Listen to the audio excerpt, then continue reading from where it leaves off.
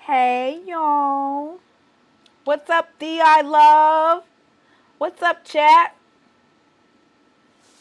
What is up? What is up? What is up? Good evening. Good evening. You know why I'm here.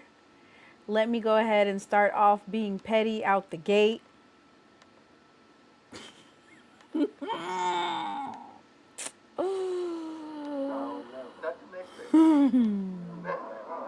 Let me start off. Now.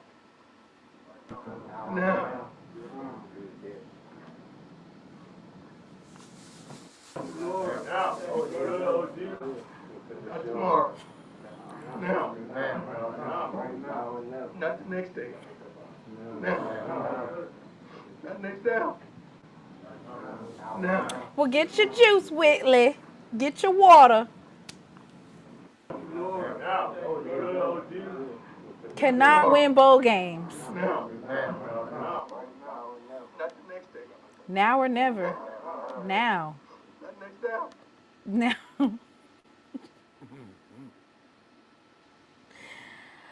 All right. You know why we're here. If you don't know, ask a neighbor. Ask a neighbor. We are celebrating the last SWAC Saturday of the year. I didn't say it.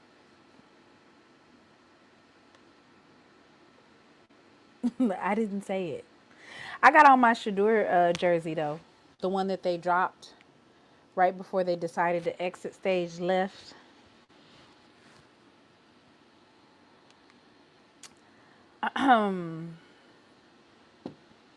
My drink of choice to celebrate. We are celebrating tonight, you guys, but if you do not have a glass of wine, you can have a glass of water, Gatorade. If you need to get hydrated, this is going to be a good show to get hydrated with. You got holy water. What else they got? Malt liquor. What y'all drinking on tonight? What y'all drinking on? Woo. um,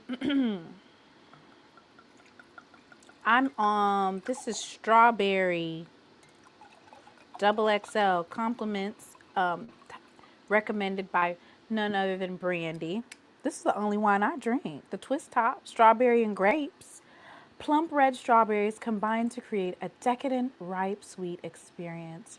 More flavor, more intensity, without manners.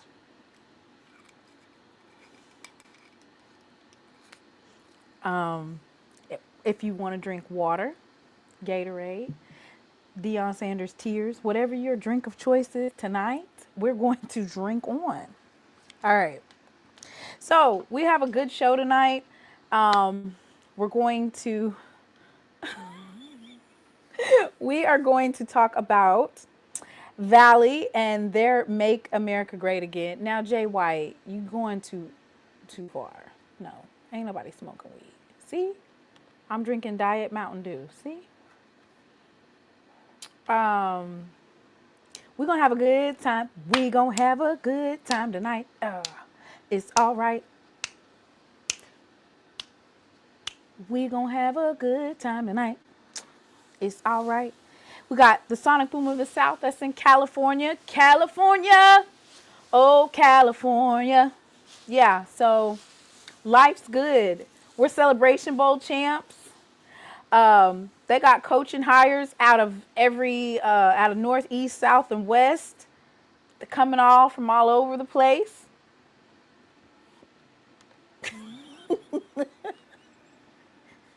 I'm drinking strawberry and grapes.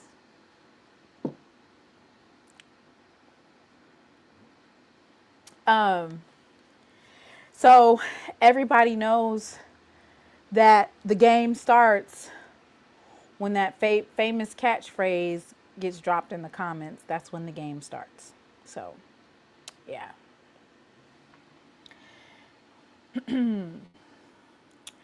So, I'm going to show you what we got. I did my little slides, y'all. So, we got Deshaun Jackson, of course, Delaware State's new head coach. We're going to talk about him tonight.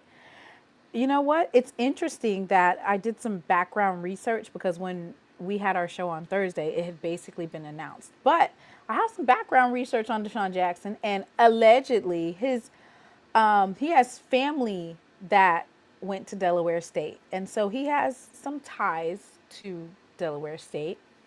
And then, of course, this is the elephant in the room right here. This is Alabama A&M. We're going to read that article today that was dropped by the football scoop, John Bryce. I'm still going to be using the word allegedly when we talk about the Alabama A&M hire. We're going to still use that.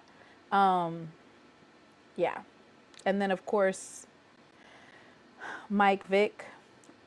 We can talk about some of the recruits he's got so far. He's already got some, and they working on the trenches. I said, okay, y'all might know a little something. Y'all might know a little something.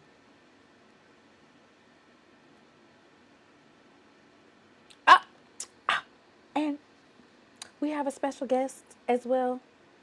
I don't got no code words for Zo. What type of phrases, catchphrases does Zo say all the time?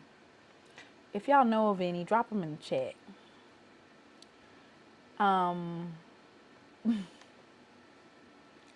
Y'all are being petty. I just want to make this public service announcement. The only thing that I can do is say a prayer. So before we get this cracking, I think we need to say a prayer for. It's going to be led by none other than Coach Deion. We need a prayer because being 20-0 in a bowl game is crazy work. It feels kind of like a bowl game that he's been in before. Next down. Now. They need to be up in that.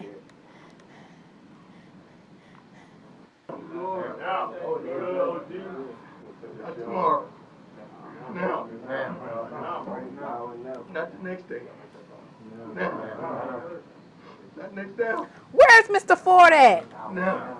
Anybody seen Mr. Ford? We need to say a prayer. Now. Not tomorrow. Now. Those points on the board. Not the next day. Now. Travis Hunter getting a That next touchdown. down. Shador, come on. We need this.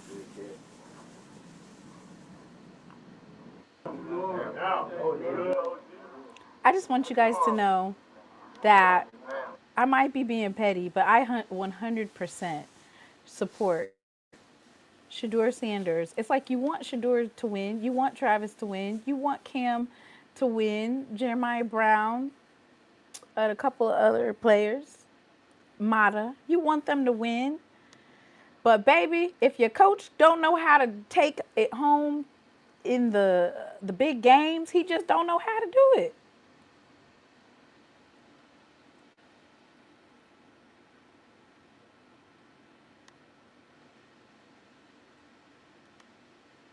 Oh, poor Travis. This might be affecting his game. This might be affecting his game. Y'all, what if Mr. Ford don't show up tonight? Here, let me get Zo. Zo, you coming on? Let me send you the message. Zo, come up here.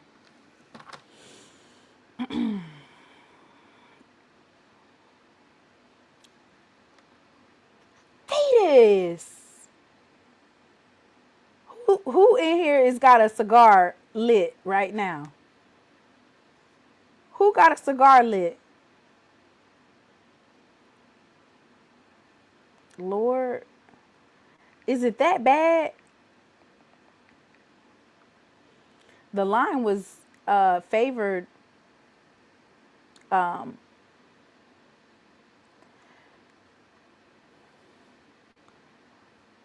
delete. Let me see. Where's Zo at?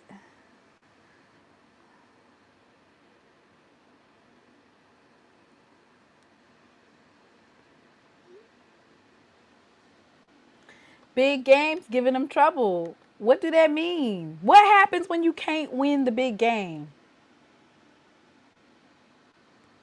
Lillian says she's knitting a beanie.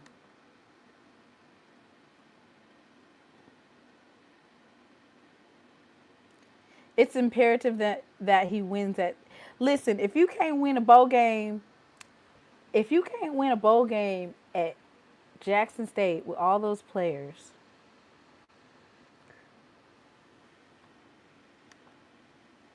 let me just go ahead and play it. It always applies.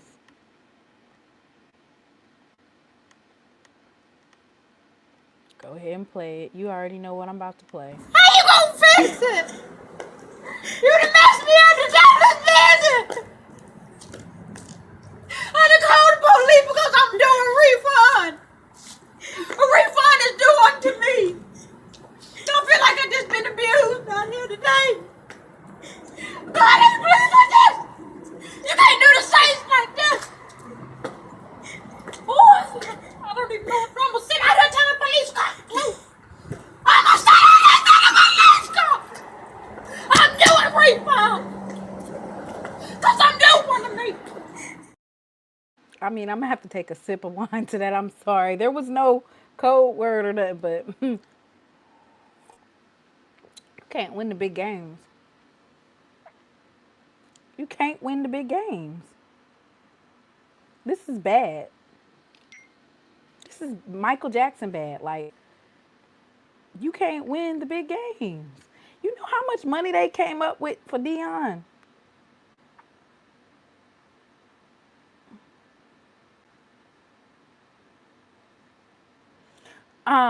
So everybody knows the name, the who shall not be named.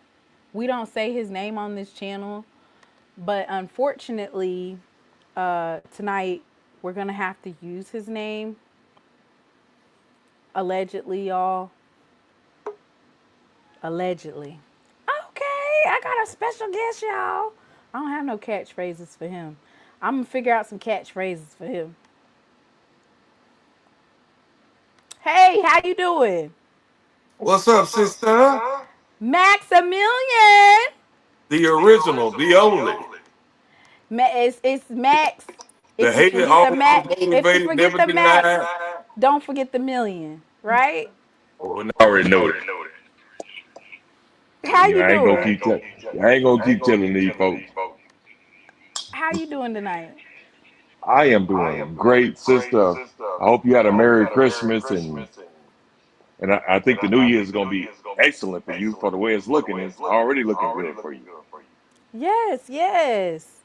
I'm glad that you came up here, because I can just get your thoughts. They said On what? somebody echoing on this Colorado game. Oh damn, I go in. Look,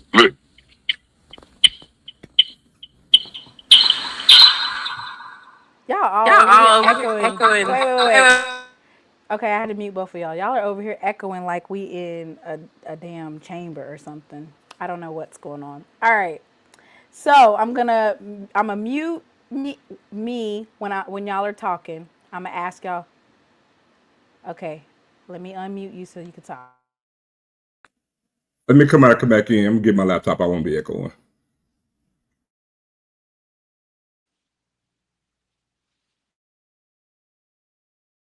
Mr. Max. Uh-oh. All right, so I don't know who's echoing, but can you talk a little bit about these new coaching hires? What you think about all these NFL players with no coaching experience getting these coaching jobs? this is my thing. Anything that brings exposure to the HBCUs is a good thing. So I will take no coach with over no exposure. What we're trying to do now is get exposure. You got to give them a reason to look. So now? Do I agree? Now I get what everybody's saying. That it's a lot of coaches been coaching for years, and they've been, they know football. They haven't gotten their shot. But you also didn't play in the NFL either. So these guys have. They can. You want the eyes on us right now. I know some guys got moved over, but I would think that these NFL coaches, knowing they have no coaching experience, would hire these coaches, offense coordinators, defense coordinators, quarterback coordinators, linebacker coordinators. These guys gonna have a job because these new coaches, these are new players. They are not coaches, so nobody's losing a job. Coaching always is gonna have a value. And I'm sure most of these coaches, most of these players are going to hire some good coaches. So it's a win-win in my position. We're getting eyes on us, and it's building the brand of HBCU football, because that's what it's always. That's what, if you go on any football, look at any football team in America, all you see is black men. What the hell you think HBCU is? Historically black colleges. Come see where they came from. So I think it's good. What about Ed Reed? Well, that's a whole nother stuff. Hey But Zo. What's going go on? ahead, Zo. What's up, Zo? What's going on? Can you hear me now? Can I stop something for one thing? Zo, I've been watching you for years. You still that dog to me. Whatever you do, I'm gonna support Zo, and anybody looking. Zo is original Jackson State Jew. So whatever you go, Zo, I go. Man, look, I appreciate that, and not to even segue from anything, but just kind of made a slight little announcement. But I'm actually started my own thing, going on my own. That's what we call Zone Coverage podcast with Zo Phillips. We're actually going to start first thing on New Year's Day.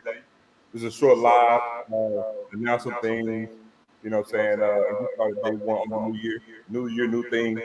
But I appreciate that. Appreciate everybody tuning in, keeping up, and I'll answer some questions. We kind of get into it on New Year's Day, but just to put, I know everybody been asking where I've been, the holiday season, a lot of things going on, but we're gonna get back into it. And I got to say, man, y'all just keep a lookout for me. Y'all can check me out. Haven't dropped anything yet, but if you can, Zone Coverage Podcast, Zo Phillips. I'm gonna start on New Year's Day. And first day, man, I'm gonna pull some things. So obviously I'm gonna extend an olive branch out to my sister, SheLovesThee, Timona. It's gonna be an HBCU platform. Everybody know I'm around with Jackson State. Always have, always will, but it's gonna be an HBCU platform. Do things a little bit different.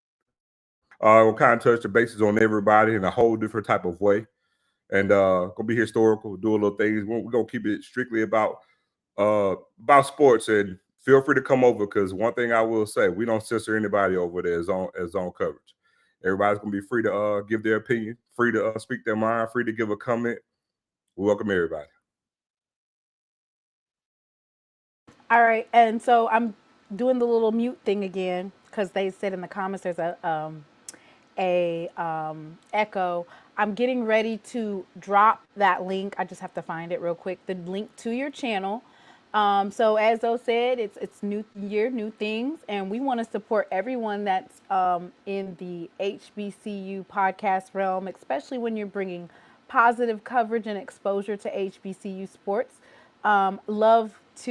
Would love to join you on your show at any time that you invite me over. I would welcome to be on that podcast. And as Max said, he supports you as well. And there's a lot of people that, there's nothing wrong with change, and there's nothing wrong with having your own, right? There's nothing better than having your own. So I'll be dropping that. I'm going to go ahead and ask Zo to go ahead and give us a highlight of what he thinks about these coaching hires, starting with the elephant in the room, which is this one, the Alabama A&M hire. And while you're talking, I'll find your link to your podcast. Since you have the graphic up, I'll tell everybody, the Alabama A&M job opening is actually going to be pretty interesting. I know in typical years past, we kind of would be looking like, what A&M is doing. But I'll be honest, the fact that Norfolk State and Delaware State took the approach that they did, I think it actually is a great opportunity to help Alabama A&M, especially depending on the hire that they actually make. It could actually, what those moves did could actually springboard what Alabama A&M chooses to do. I also say, I know everybody got the rumblings, right? We're hearing, Sam Shade, but we're also hearing some little rumors about Ed Reed. But I'll tell you guys, not so fast. Somebody else is out there in the wings. But again, that's not for me to announce. We don't do that. We'll let Alabama A&M do their things. But I honestly think they still have a chance to really, really change the HBCU football landscape with the hire that they make. And Alabama A&M sits in a good position to make a transition with a good hire. Believe it or not, they do. Huntsville, if you guys have ever been, it's a sleeping giant. It's a growing city. There's a lot to offer in Huntsville. Again, they just need something to waken up their fan base. And again, if they have some success with this right hire, especially if it's one that could, what do I want to say, can actually, cause an earthquake-like shift with the announcement. I mean, with the moves that Norfolk State and Delaware State did, this can actually piggyback what they've done. And so that's the thing with that. So they have a great opportunity. But I'll say this, I kind of spoke on Scotty's show. I feel like Norfolk State and Delaware State, they both hit home runs for two different reasons, right? When going to Norfolk State, it's kind of obvious. Michael Vick is from the area. He's a lightning rod in and of himself. He's not Deion Sanders, but he doesn't have to be. But I'll say for the millennials and, the demographic under, my age group, Michael Vick is that player for them in regards to football. Also, ties to AI, that can't do anything but help you. But I'm familiar with the 757. That's a great fertile ground for recruiting. A lot of players come there in various sports, not just football, basketball, but track. And so it just makes sense. It's almost like it's a souped up version of Eddie George going to Tennessee State. Eddie George lived in Nashville area, but he's not from Nashville. Michael Vick is from the area, right? And he's a folklore. So again, that's a great move for them. Delaware State is a different entity of itself. Delaware State is almost like the MEAC version. This is no shade Valley. And what I mean by that is no tangible football success. No winning pedigree. Almost an afterthought within that conference. And I know some people may say, oh, well, hey, this is we need to get HBCU coaches on this. And I'm not saying that they shouldn't, but for Delaware State, it's perfect for them because, again, the fact that they dropped this on the day after Christmas, we're talking about Delaware State all across the country the day after Christmas. I can assure you, if they hire anybody else, that does not happen. So it's already paying dividends for them already. Again, it also is going to come down to what he can hire. But I can assure you, being that who he is, also never forget, he's a teammate of Michael Vick. So, again, there's some parallel there. And again, depending on what he can do with regards to getting his staff in and what he can do recruiting, it can pay dividends for him. You want to follow up with that, Maximilian? Well, I agree with Zo, but I'm a businessman, so I look at everything from a business perspective. They getting eyes on, if my business doesn't have any customers, right now, HBCUs don't have a lot of customers. So you can have the biggest Walmart in the world if you ain't got no customers. Now we putting a big sign up there. We are open for business.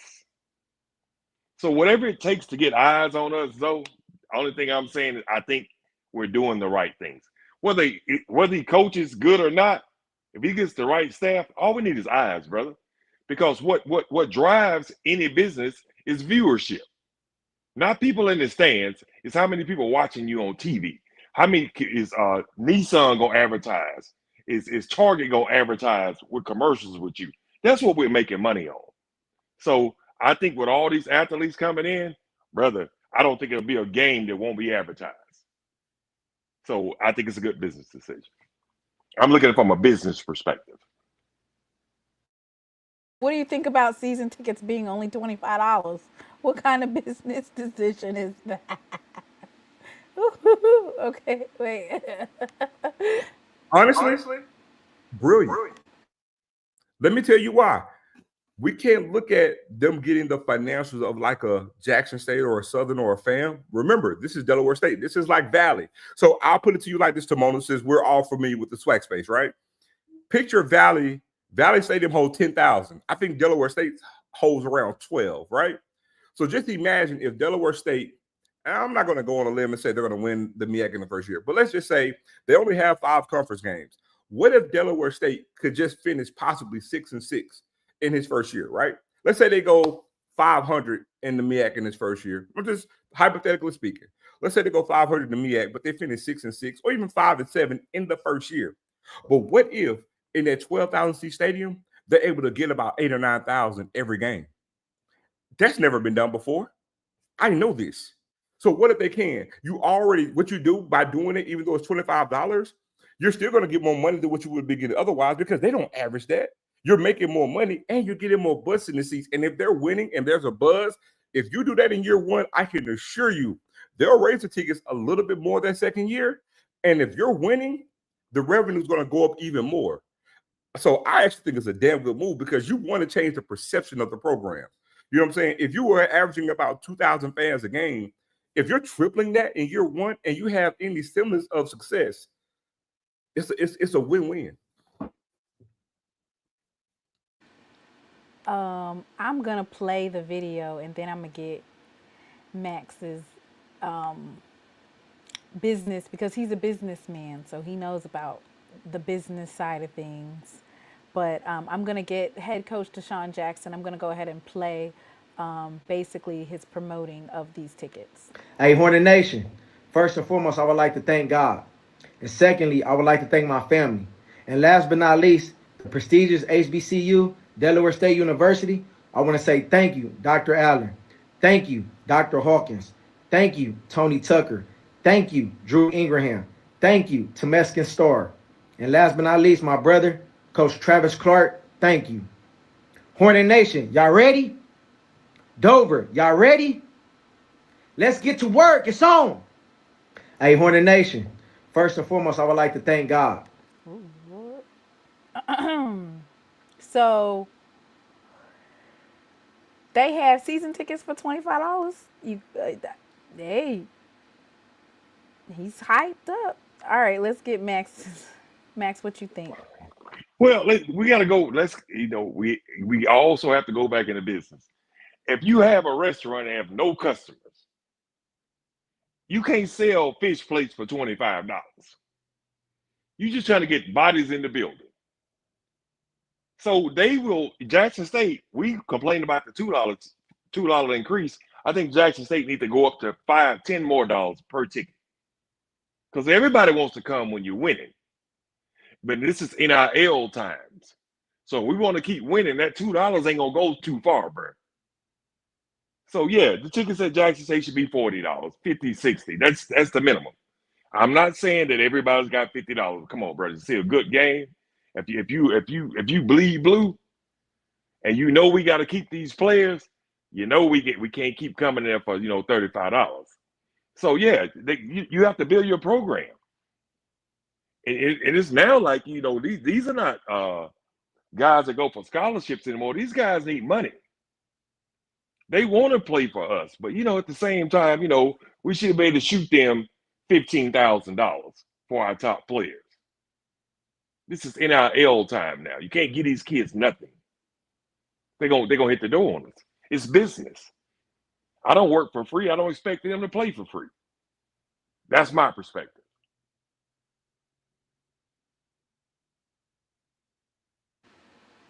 Lord. All right. So it was an error. So it's $25 deposit. So that's good. $25 deposit, not $25. It's time to secure your season tickets for $25. So you can secure it. So it's not going to be $25 for the whole season. It'll just be a deposit, which that's a good idea too. Just to see where you're at, go ahead and get that bottom line interest. Yeah. So the season ticket is $350 for 5 games. I wanted to get y'all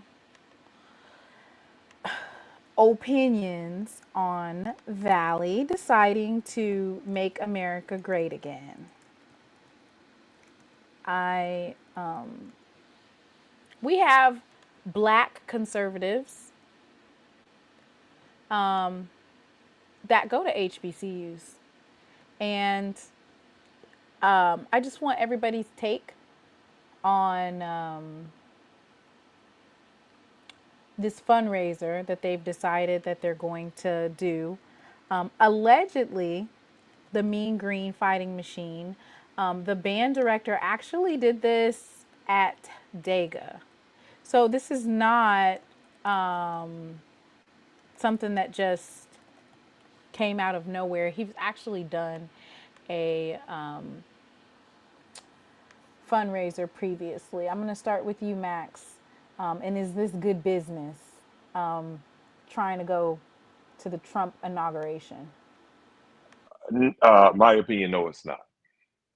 Business and politics never go together well, especially with Donald Trump and with HBCUs. No, let me take that back. Valley needs to make a decision that most colleges don't have to make. Valley's athletic program is horrific, to give it a compliment. But would I go to a Donald Trump inauguration? No, I would not. Would I go to a Joe Biden inauguration? No, I would not. Because I look at things from a different perspective. Business and politics, they don't go together. So I don't think it's a smart idea to even take the team to Joe Biden or Donald Trump's inauguration, especially in the position that Valley's in, because Donald Trump is not the most popular person with black people. I think we can all agree on that. I know you need the money, and so I get what he's trying to do. He's trying to kiss Donald Trump's ring. I get it. And maybe that works for Valley. But because Valley needs some help. But for Jackson State, hell to the no. But for Valley, hey, do what you got to do. I hope it makes you win, but if you don't win, you're going to like a damn fool. You're going to like an Uncle Tom, in my opinion. I wouldn't send my team up there because Donald Trump don't give a damn about black people. That's my opinion, but that's my political opinion. That's why I don't mix it with my business. So if Valley wants to send them up there and do what they do, that's the decision that I think the whole administration has to make. Because Valley's got some decisions they got to make. So I can't really say anything about what their decision is for Jackson State. No, we wouldn't go there. That's my opinion. So Let me just say this. I think we have to draw a line in the sand with what we personally would want to do and what's the best decision for an institution. Because they aren't mutually exclusive. Just because you do something, it doesn't speak to how you feel the way it is that you want to do. Now, me personally, like Max said, I wouldn't do it, but I understand why Valley's doing it. And I know some people will say, because you can look at it from both sides. Some people may say, oh, he doesn't care about them. They're selling themselves. They're not selling themselves out. Them going is not saying that they agree with anything or approve anything or they're, on the side of whatever it is in doing so. But I'll say this. If Valley doesn't do what they're doing, because again, if they can benefit from it, why not do it? They're not selling their souls by doing it. They aren't. And so in that regard, because again, Valley, if people know, Valley's band just had a major increase of bodies in that band over a year's time, like almost 200 bodies, right? And you look at where these kids come from. I don't look at it in that way. I look at it as a band director who's really trying to get kids in school to give them a free education or give them education in college. And whatever it needs to get done to, benefit those students, then by hook or crook, that's how they're doing it. But again, we all have a viewpoint. I don't view it as them selling out. I don't. They're in the parade, they're gonna play some music. They're not gonna have any firsthand dealing with really anybody, whether it's Donald Trump or anybody else. They're going, playing, be seen, and they're coming back home. Simple as that. Them going is not them saying, hey, we're siding with this. The same thing, even with Joe Biden. Joe Biden's in office. It's not saying, hey, we're for Joe Biden or against Joe Biden. We're just coming to be in this parade, reap the benefits from it, and go home. And I think if people look at and take it from it in that regard, it is what it is.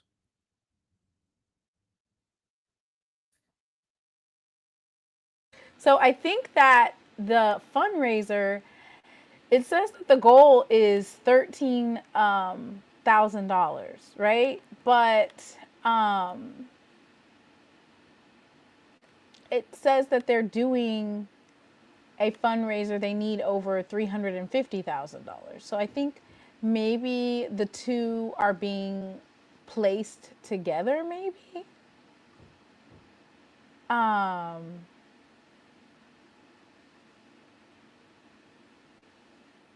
It says that the Mean Green marching machine has around 250 individuals. The band has played on several stages, including NBA games, Rose Bowl parade, New Orleans Mardi Gras parades, National Show Band Battle of the Bands. Throughout our history, we have succeeded in ensuring that over half of our students who are enrolled at the university also graduate. We are seeking financial assistance from our supporters in the United States to actualize this objective for the students. They're making improvements to the band hall to facilitate band practice. They are seeking funds to acquire instruments, uniforms, provide scholarships, and get other essential resources for its continued development. So maybe this is one of those things where it worked at Talladega, because that's where this band director comes from. He did it there. So maybe this is one of those things where you might get some Make America Great Again supporters who will support 500, 1,000, 1,500. They'll support that, and they'll be able to get funds for their program. Tater Tot did retweet it, so maybe ask them about them Ayers funds though that we need from all that stolen money that they sent to Mississippi State and Ole Miss. Moving right on. Sorry. Moving along. Mr. Ford did not come on today. I'm upset about that. Oh, you want to say something? Go ahead, Zo. Now I was going to say, I didn't even read all of what you put at first. So really all that money, that's what that money's for. They try to get new instruments, upgrades to a new band hall. So again, now someone say it makes sense. It's not to go up there for the inauguration. You have to read between the lines. That's what they're doing. They got all these new studios in. We're trying to get new instruments, new band hall.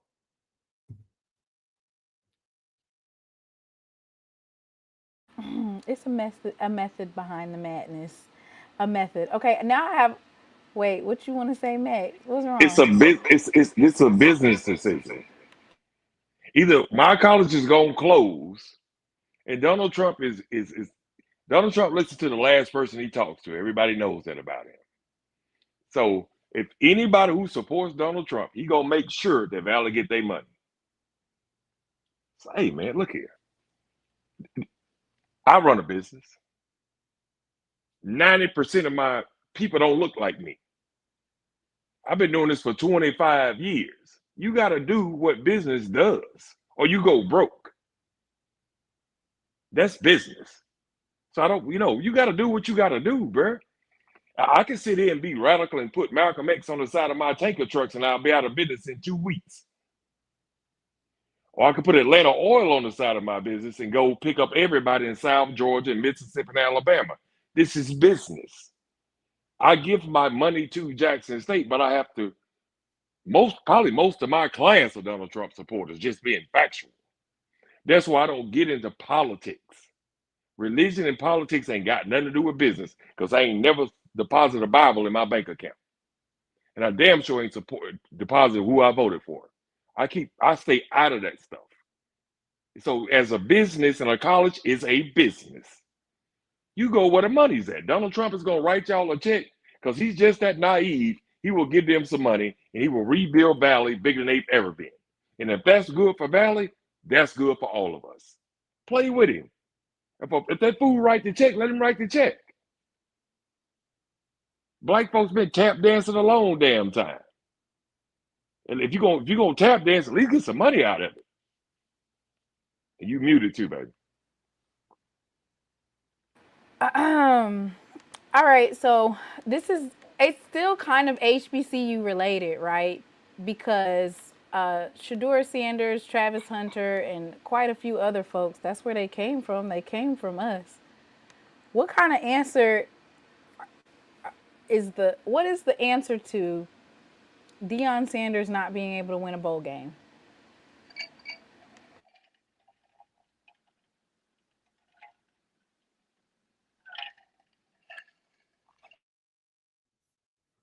I was going to say, you are what your record says you are.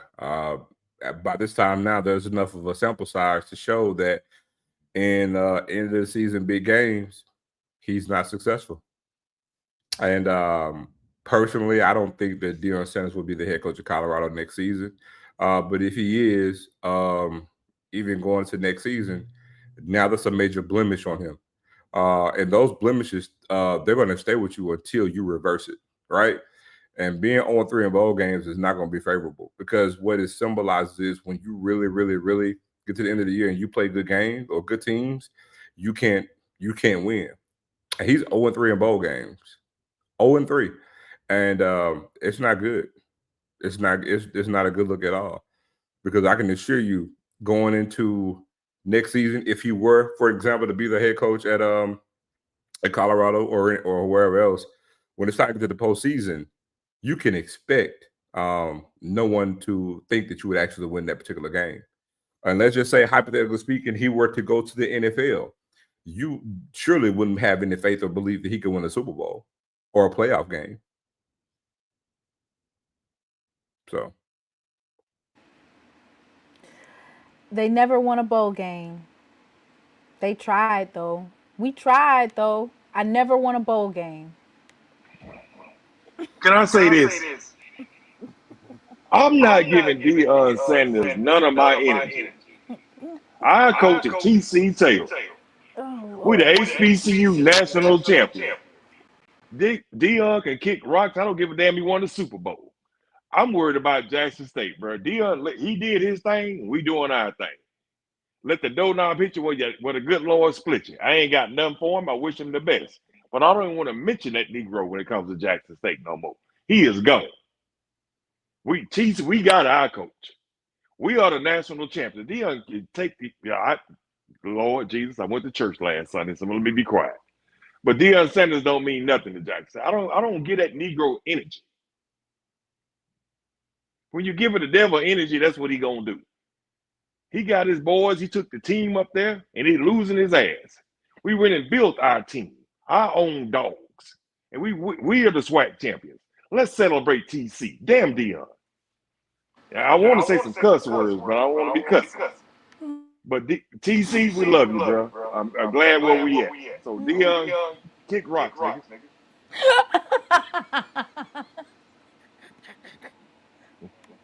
We good over here.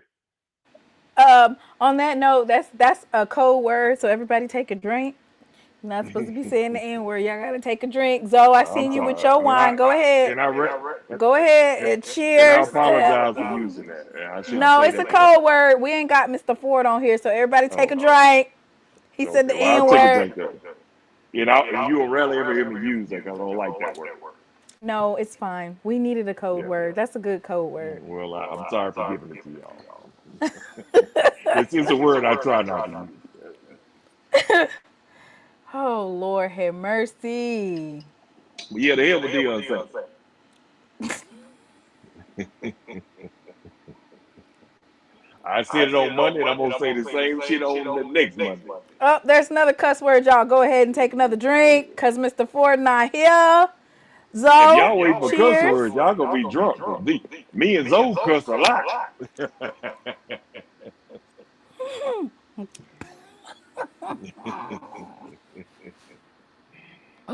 Oh, Lord. All right.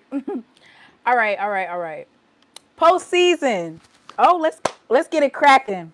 I got a good subject for you guys. Zechariah McDonald just went into the portal and he made it official today. I'm going to start with Zo, and then I'm going to ask Max your thoughts on Zechariah McDonald going into the portal. And I just want your opinions on that. Go ahead. I'm going to start with Zo. Zach going to the portal was kind of expected. And first and foremost, I want to say, man, congratulations to him and onward and upward to him. Man, Zai's a really good kid. Just graduated from Jackson State, so he's actually going to the portal as a graduate transfer with 1 year of eligibility. And what it comes down to is, listen, Jacobin is going to his senior year, and Zai is a senior as well. And man, look, kid, we just want to get on the field and play. Simple as that. And he made the right move for him, you know. And we wish him the best. We cheer him on. And as we said, Jackson State, man, once a Tiger, always a Tiger. And we're all rooting for him. You know what I'm saying? Interested to see where he's going to land on his feet and hope that he actually goes somewhere where he can contribute and be a starter, you know what I'm saying, and have a good season. We wish him the best, seriously, not just saying it to be saying it, but like I said, I got a strong feeling he may land on his feet in the SWAC. And if he do, he's going to be a formidable quarterback for any other team within the SWAC. I've said it earlier before the season started.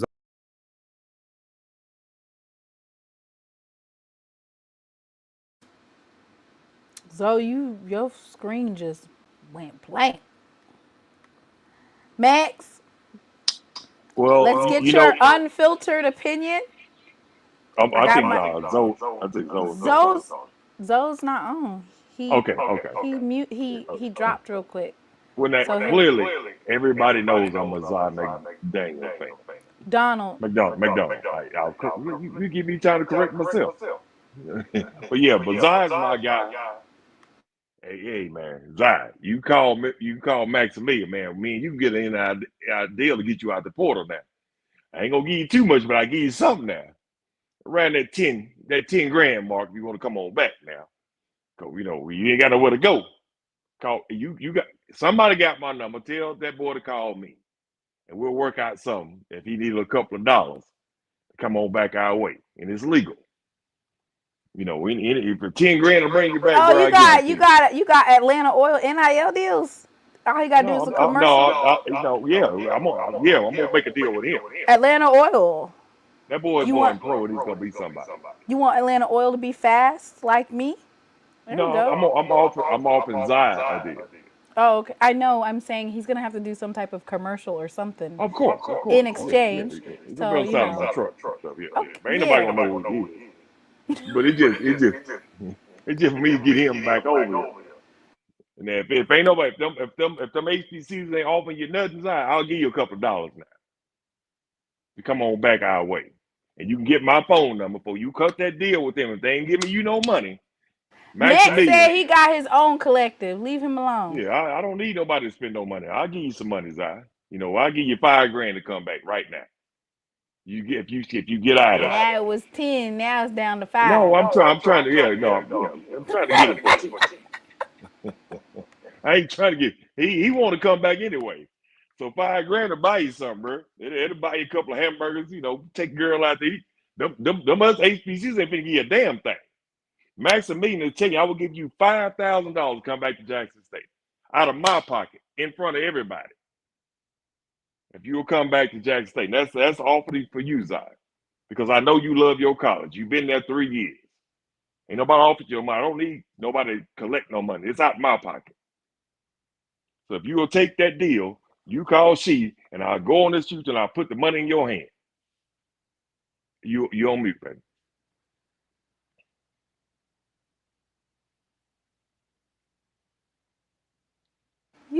Sorry. No, because I want people to know that I want him to come back. I like Zai. So that ain't a lot of money, but that's more than that Valley gonna offer. Okay, so just give me a breakdown. Give me a breakdown of what are the strengths that Zai has. Just let me, tell me a little. Zai's a dog. He's quick. He's a runner. He's a scrambler. He's a fast thinker. He checks the plays. Zai checks plays real quick. He'll do 4, and I'm not comparing quarterbacks, but his check down is spectacular. He knows when to run. You got 3 seconds to know when to run that ball. Either you're going to make 10 yards, your ass going to be in the backfield going the other way. Zai has that natural talent to see when to move. And then that's my offer to Zai. And everybody put it out there. Maximilian said he will give you $5,000 to stay at Jackson State. If you don't want to leave. I don't know. Ain't a lot of money, but that's more than I got in college. Shit. Well, would he buy me a hamburger? Well, everybody got to take a drink. Yeah, go ahead. He just said the S word. Go ahead and take your drink. Everybody take their drink, but that's an offer though. At least he got an NIL for personal from me. All right. Do you think that? You think Jackson State is running it back this year? Yes. But I want Zai over there too. Because you don't want to go somewhere and get sit on the bench. Or go play for Valley and lose. Nobody watches losers. You go play for Southern, you're going to lose. Why they going to lose with Southern? What's wrong with Southern? Because you got to play us. You're going to get your ass spanked by the same team you leading. Can you please stop cussing? I'm tired of sipping. Yeah. I'm mad about Zato. I'm really mad. That hurt me when his name came up in the portal. I knew it was going to happen. I really thought that was going to happen. Because you can't have one king and one castle. I roll with Zai. That's my guy. I like Jacobian, but I roll with Zai. That boy's got talent. And he sat on that bench for 3 years. What you expect from him? How long you think he gonna sit there? And I asked TC that question. You know that boy wants some play time. This is his. Jacobian got his trophy, right? Give Zai his. That's all he probably wanted. I'm sure he went there and say, Coach, can I play this year? This is my last year. You know I'm a dog. And TC couldn't give him the answer he wanted. So I ain't got nothing but love for Zai for making that decision that he wanted. I believe in him. I love him as a Jackson State player. I hate to see him go, but that's the right decision for him. If he was my son, I said, son, he's going to put you on that field or you get out that door. I got to love the player and the student first. Zai made a good business decision. If you're not going to play him, go. Because he's a damn good quarterback. One of the best I've seen. So I stand on that one. Can you elaborate about Southern and playing Southern versus Jackson State? Because we got to go to Baton Rouge. You said we're going to still whoop up on? You don't think those guys see Zai? That boy's a beast. And I would hate to go up against a guy that's on our team right now. Let that boy play football. He wants to start. He's a senior. He's a damn good quarterback. We wouldn't be at the Celebration Bowl without Zai. Let's just be honest. So I'm not taking anything from Jacobian. I'm not. He's got his trophy. He got his ring. Zai does not. Officially, the way he wants it. He deserves it. And I'll stand on that one. Kobe got his ring. Let Zai go do his thing. This is his senior year. He want to go pro too. Give him his life. Because that boy was moving that ball. And I don't blame him. I think a lot of fans would agree with me that no football, Zai's a dog. He deserves his time. Kobe got his. He's a champion. Let Zai go get his. Because he actually put us there. How he put us there? Did you see the game between Southern and Jackson State? We was heading to the house, bro. Zai went in and won that game. I'm not going to sit there and lie for that boy. He won that game. That's why we gave him that piece of glass in his hand. Well, you can't keep both. They're saying in the chat. I'm going to mute you because you're echoing. You can't keep both. So you just want to let Jacobian walk because you can't keep both. So what's your analysis on that? I would have let Jacobian walk if I had to, but I'm not the coach. I would have let Jacobian walk and I kept Zai. It would be a 2-second decision. Jacobian already got his ring. Zai, to me, just personally, nothing against Jacobian. We're not comparing quarterbacks. One got a ring. Jacobian has done what he's supposed to do, but Zai got him there too. They did that together. Now, Jacobian, if he's going to get a deal, his deal's already set. Now, give Zai his chance. That's all I'm saying. I want them both to go to the NFL. All right, so let's talk about something else. Let's talk And maybe about... I'm just a little bit more partial with Zai. So I take it a little personal. Yeah, so y'all ain't got to agree with me. You know, you got the players you like. And Zai's that guy you like. All right. Let me mute this. Woo! Lord have mercy! Have mercy! Have mercy! Let's talk about something else. What you think about Max? What do you think about Deion losing? What I tell you?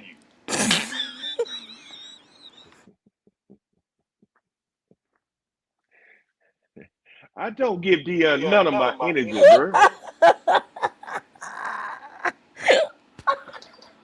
Giving Deion your energy is like giving a girl that threw you out the house when you was 21. When y'all had y'all apartment, she threw me out. Now I got a big old house. I don't think about that girl. I don't give nobody energy that ain't did nothing for me. Leave that negative stuff. Deion is negative for Jackson State. For the 20 things he did 1,000 things that was negative for us. He at Colorado, he stole our kids, everybody up, and half them up ain't up there no more. I don't get Deion no energy. That Negro does not exist to me. I'm a field Negro. That's a house Negro. I don't talk about house Negroes. I made my money as a field Negro. I could be a house Negro. I'm still a field Negro. I don't like the masses. I don't like the masses. I don't want to drink his tea. I don't want to sit on his porch.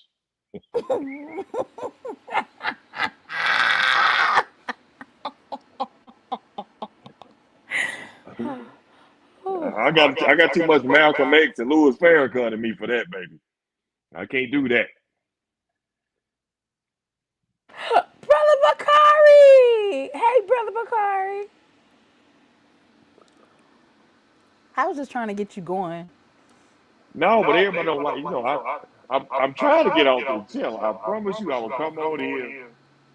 But, everybody say, Max is so arrogant. So I'm going to get my arrogant ass off here as soon as I can. You said you're going to get your arrogant what? I'm going to get my ass and start counting my money for a while. Wait a minute. Hold up. Wait a second. Don't be over here. Okay, now Max over there flexing the money. Lord have mercy. Okay, y'all. First of all, he said ass. So y'all better, take a drink. I had to take Max off of there. That man done pulled out his shoebox money. I was just trying to get him to cuss so that y'all had to take a drink. I,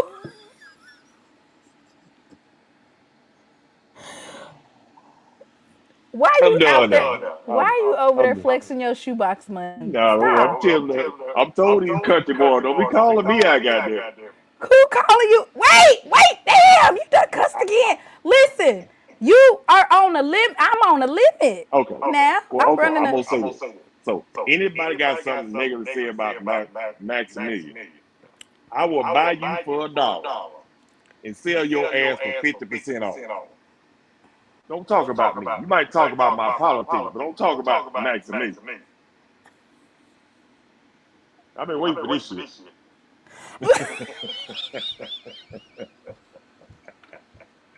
I wasn't about to make this.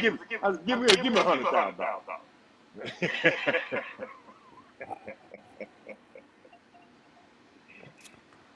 and my quarterback, I got 5 or 10 for you. Come on back. Let me quit clown. I'm through clown. Yes, you are. You done cuss like 10 times in 5 minutes. Like, All right. What's Zo at? I don't know what happened to Zoe. Zo going through some shit right now. Wait a minute. Let me take him off for a second. Look now. I'm tapping out, okay? I'm tapping out. I'm trying to let Max be up on here. We trying to have a nice last. What the hell? Lord have mercy, it's another one. Now this is the real deal Holyfield right here. This is the real deal Holyfield. Mr. Ford, you were an hour late, so we had to come up with something else to start the night off. And here you come. That ain't right. That's you wrong. You wrong. You wrong. Now the real. I told y'all go cut him if you told me to come on here. I know, but I didn't explain to you the rules. And, Mr. Ford, he didn't even come on till now. And this is the real deal Holyfield now. I ain't going to make it either, Miss Shanetta. How you doing, Mr. Ford? I'm going to step back and let you talk for a minute. Wait, let me play my famous.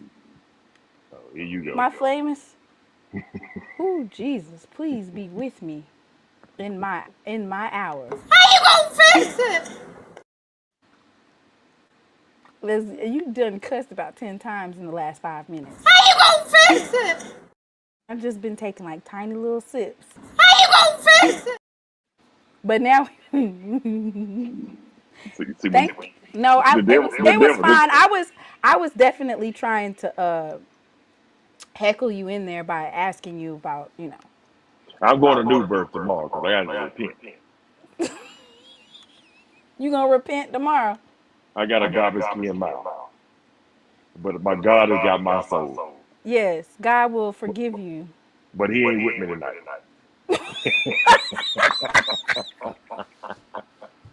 I'll see him on Sunday. Hey, Mr. Ford. Hey, how you doing? Mr. Ford. Huh? What you mean, huh? What time are you supposed to be here, Mr. Ford? You know, I had a funeral today. I had to. Oh, okay. Yeah. Well, it's good to see you on, Mr. Yeah, Ford. yeah. I'm glad to be on. Sorry for your loss, Mr. Ford. Yeah.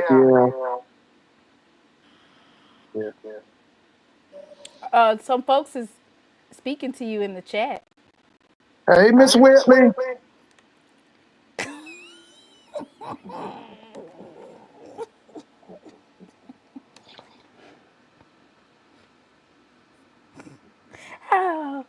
Oh, how was your day, Mr. Ford? Yeah, it's good. I ain't got nothing to complain about.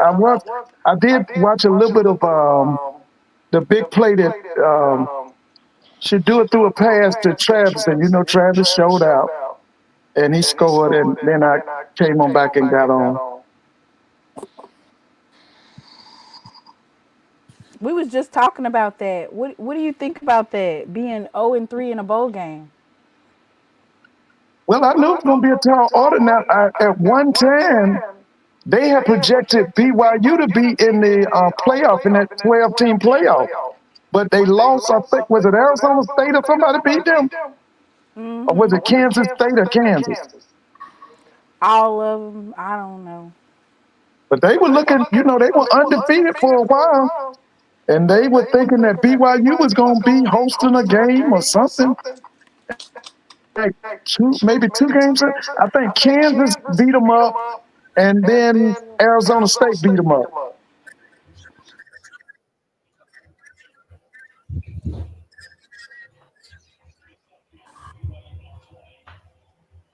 But BYU has always been a outstanding program. They had an old legendary coach back in the day. I can't think of his name now.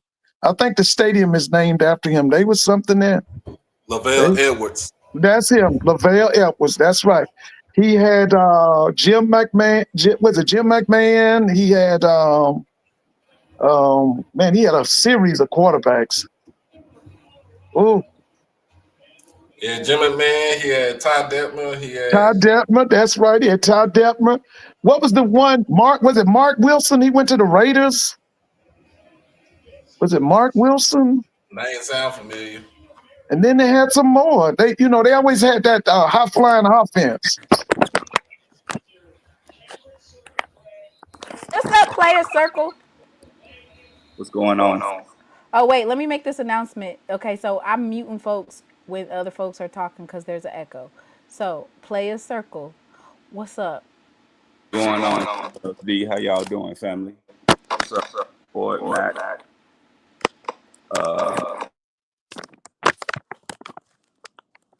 My boy, hold on a second. I'm trying to get my phone straight. Y'all hear me? Can We y'all hear your phone clicking and all, clacking and clicking and clicking and clacking. Come on now. I ain't gonna be on here long. I'm enjoying the show. I'm gonna get back to this Colorado game. But I got a question. I got a question for Max. Mr. Max, you hear me?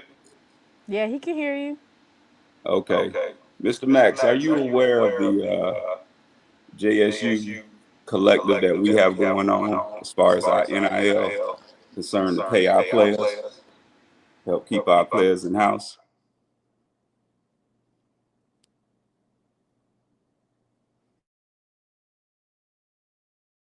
Okay, I'm getting ready to unmute Max so that he could talk. Lord have mercy. My money goes to the Jackson State Food Bank, and most of them people at Jackson State know that I believe in the food bank, and that's where I feel like my focus should be. I've been doing this since I first started making my first $30,000. I gave back because the reason I had to drop out of school because I didn't have food. So that was my thing. That is my collective for myself. I choose where my money go. I have nothing against what nobody else is doing, but I try to feed the kids to make sure they got gas to get to class and food to eat once they get there. That is my passion.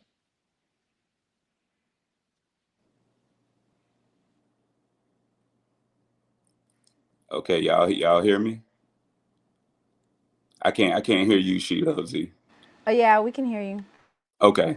Yeah, that's great. No one is, telling anyone to do with their funds, but I just, if everyone liked what they saw this season from our Jackson State Tigers, and what a great season we had, winning the SWAC, winning the Natty, like you guys were saying earlier, this NIL thing is real. We got kids. We got schools coming after our kids right now. Travis Terrell Jr., just to name a few, a lot of them. And we want to repeat this. We want to win the SWAC again. We want to win another Natty, but we need funds to do this thing. So it ain't really, it's just everybody who hears my voice. We trying to get as much money in this NIL pot to keep our players and to get better players. So, every dollar counts, even if it's a few dollars, $5, $10, $50, $100, whatever. I donate to many causes as well. I donate to the Boom. I'm about to join the JSU by 40. I'm a platinum member with Ken, and I'm also a part of the NIL collective. You know, it take all of us, man. So, you know, if God put it on your heart, not only Max, but anyone who hears my voice, y'all go ahead and join this collective, man, because the coaches are recruiting their butts off. Coach Odom came on several times and put posts, you know, about getting people to join the collective, as well as, you know, Coach TC. And these players deserve it. You know, I was a former student athlete. I know what it's like. I had to play ball, go to school, and work. You know, so we get an opportunity to help these kids out. Let's keep them in house, because when these kids hit the portal, you know, everybody go to crying, you know, why they did this, why they did that. Well, I kind of don't blame them, you know. So as much as they love, you know, JSU, you know, we need all of us, man. Like, for real, you know, for real. We get everybody, man, just a few dollars, you know, because like you say, a little bit goes a long way. If everybody do a little bit, we can help take care of some of these kids. I can tell you now, I ain't gonna release this information, but it's a school offering Travis Yeah, Terrell. please Yeah, don't be offering no type of any information on the channel 100K. that's not supposed to be out there. I don't There need you go. nobody coming at me sideways There you talking go. about, you know, I don't need none of that heat on my channel. I got you, sister. 100K right now is being offered to Travis Terrell. We gotta we gotta keep these kids, man. So if y'all can do anything, I ain't calling nobody out. You know, I ain't watching nobody pocket. We all, for the most part, work on businesses and stuff. We could just do a little bit, man. We can just do a little bit. A little bit goes a long way.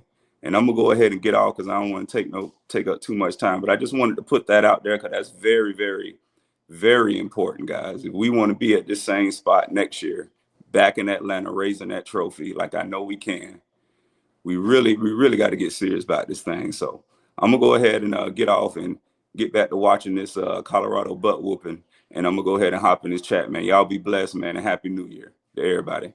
And Doc, I forgot you too, Doc. I know you out there, Doc. I'm here, bro. Bless you, brother. Yes, sir. Bless you, brother. I follow your channel as well, Mr. Ford, Mac, SheLovesThee. Thanks for having me on, man. Y'all happy New Year, man. Y'all be blessed. You too, brother. All right now.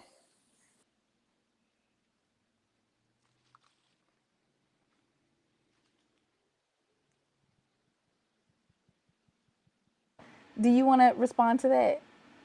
Who you asking? You, he was talking to you. He wasn't talking to Well, me. you know,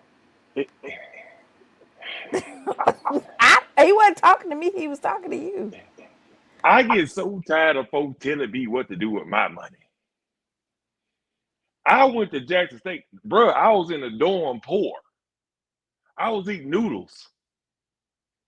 Don't tell me about a football player. I'm thinking about students. When you have to leave that campus, I left that campus in 1995. I was 13, 14 hours from graduating. I didn't have enough money to graduate. I was getting evicted from my apartment. I didn't have gas. Don't give me that bullshit about no football players. I'm thinking about these students.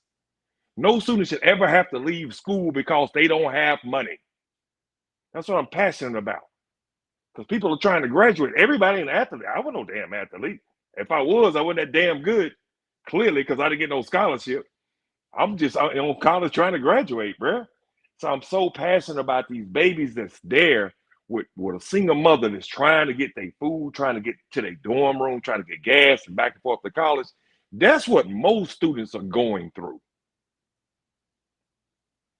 You ain't got to worry about no football. If somebody offered him $100,000, what about that student from Kent, Mississippi, or Carthage, Mississippi, that a mama gave her $20 to go to college? She gonna give her money next week to go to college. That's who I worry about. That's who I worry about. That's why I give my money where I choose to give my money to. Don't tell me what to give my money. I don't give a damn about that. I made it. I spent it the way I want to spend it because I didn't have it. And I'm giving it to the students that need it the way I need it. I wish there was a Negro like me there. But nobody gives a damn about hungry people. Nobody gives a damn about kids without gas. The only thing they care about, the Chili's need new uniforms. We need these. These kids need to eat too. They need Okay. gas money. Yeah, because, you know, I just, I'm there's sorry. I no, get mad about no, that. there's nothing wrong with people dropping collective in the chat. Just moving forward. Y'all have already asked Max multiple times to join And this, I and he's already explained several times. So at this point, let's when talk y'all about some start football, no, let y'all. me say this. Let me say Let's this. talk about some. When they start sending some money to the food pantry and for the students that don't have money, then I'll listen to them. But right now, I'm the only one, and about 100, 300 people is doing that. Nobody gives a shit about poor kids. I Right. do. Okay. I'm Okay. sorry. Yeah. So now that we're done with that, um, Mr. Ford, what you think about Ed Reed to Alabama A&M allegedly? Oh wait, let me make you, Mr. Ford. What do you think about Ed Reed? I hope not. I hope it's Sam Shade. That's who I'm for.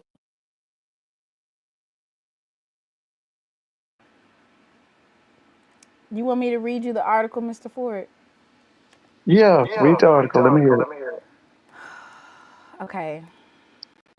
I need some allegedlys in the chat. Y'all gotta come up with, We got to do a deep sigh on this. good Lord have mercy. Woo sigh over here. Can y'all please stop clocking that man? All right, Mr. Ford. I Uh-huh. don't see no allegedlys in the chat. Y'all, okay, now I see some.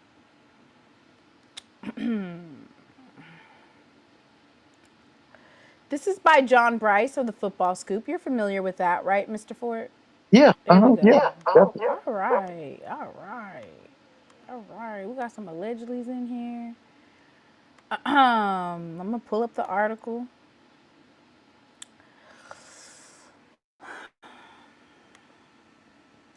His name was supposed to be banned on this live, on my lives, but now we're having serious conversations about this.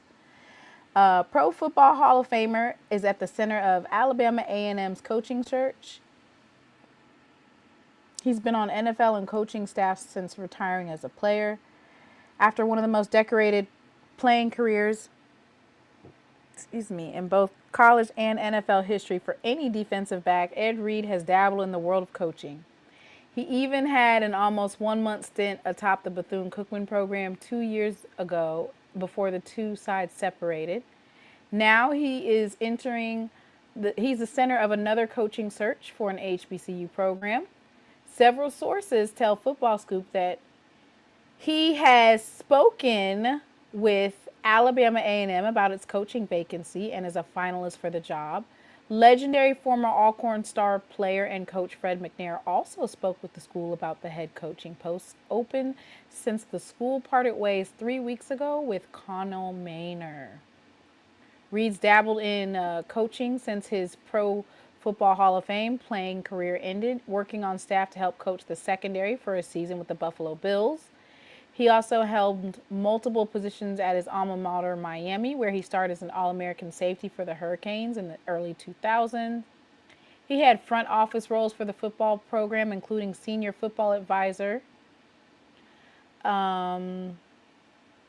Multiple sources told Football Scoop that the coach met earlier this month with Alabama A&M officials during the weekend of the Celebration Bowls.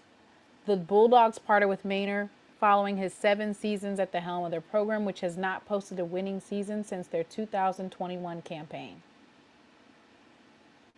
What do you think about that, Mr. Ford? Mr. Ford, God, why are you laughing? like I said, because I'm for Sam Shade. Listen, everybody wants the celebrity hire. It is what it is. Yeah. But I don't have no problem with the celebrity hire, but I was just like, I saw Sam Shade in person this year at Clark, Atlanta's homecoming. I was so impressed. And I just would love for him to be in the SWAC.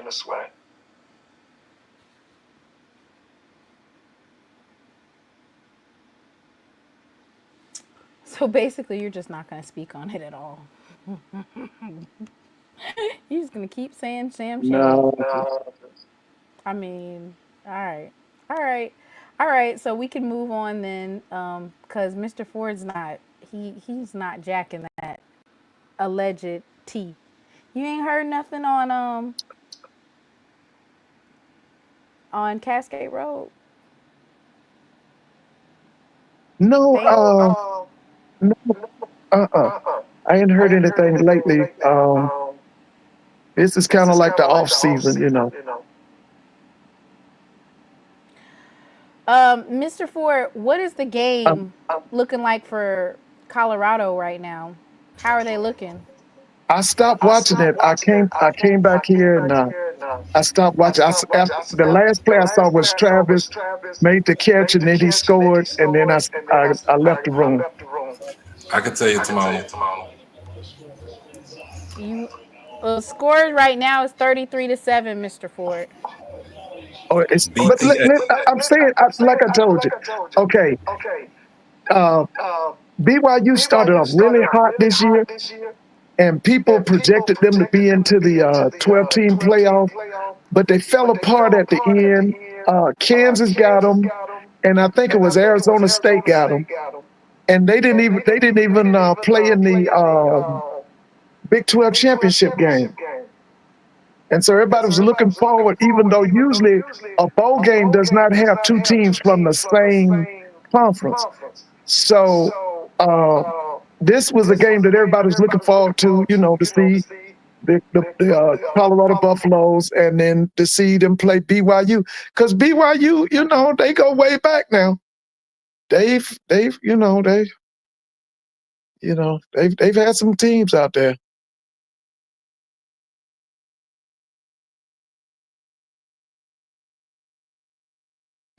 It's bad.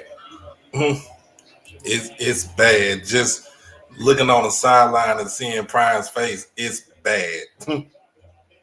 Like he has this long, you just look at it, long, drawn out, puppy, sad dog face. It's bad. Like they curve stomped out there.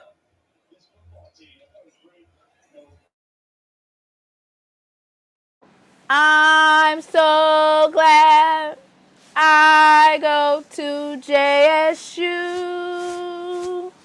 I'm so glad I go to JSU. I'm so glad I go to JSU. Singing glory, hallelujah. Woo. I'm so glad. His schedule, Jackson State schedule. Have we dropped our schedule? Yeah. We haven't dropped it yet. Oh, okay. Do you know who are you playing out of conference? Do you know that? We playing Hampton. That's right. You playing Hampton. That's right. Anybody else? Dang. What did he say? What did he say, y'all? What did he say? What word? What was the code word? All right, let me get you the other one. We're playing USM, duh. That's right. USM. That's right. Mr. Ford. Okay. What type of if the score is 33-7, what type of score is that? That's belt to ass.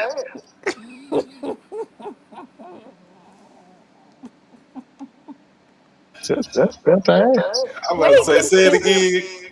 No, don't say it that many times. Hey, Blue. I still thinking I love Travis. My choice for the Heisman Trophy was Cam Ward. I'm sorry. I thought UM let him down with that piss-poor defense they played at the end of the season. But my choice for the Heisman Trophy was Cam Ward. And I love Travis Hunter. Y'all done now? You Yeah. muted now. Yeah, what you want to say, Max? We ain't gonna get sitting on this page talking about Deion Sanders. Damn Deion Sanders. We are the SWAC champions. Deion's getting his ass handed to him. Like he did when he was how I call it. Leave that, let that man lie in the swamp with them white folks. The mountain? Yeah, wherever the hell he is. I don't know where he went to. Hell Just ain't don't that come back. word. Just don't come back. Hell ain't. Man, y'all keep saying TC, TC. That's what I hear. I want everybody to say that. We're not prime. Damn Deion. I don't watch that game. For what? We want to see the belt to ass? I don't want to see nothing about Deion Sanders. We are the SWAC champions. We're more than SWAC champions. We're HBCU national champions. Yeah, I meant that. Yeah, we You just missed want some that. of You the, keep on saying SWAC HBCU well, national champions. because the MEAC ain't nobody. I don't even know why we played that game.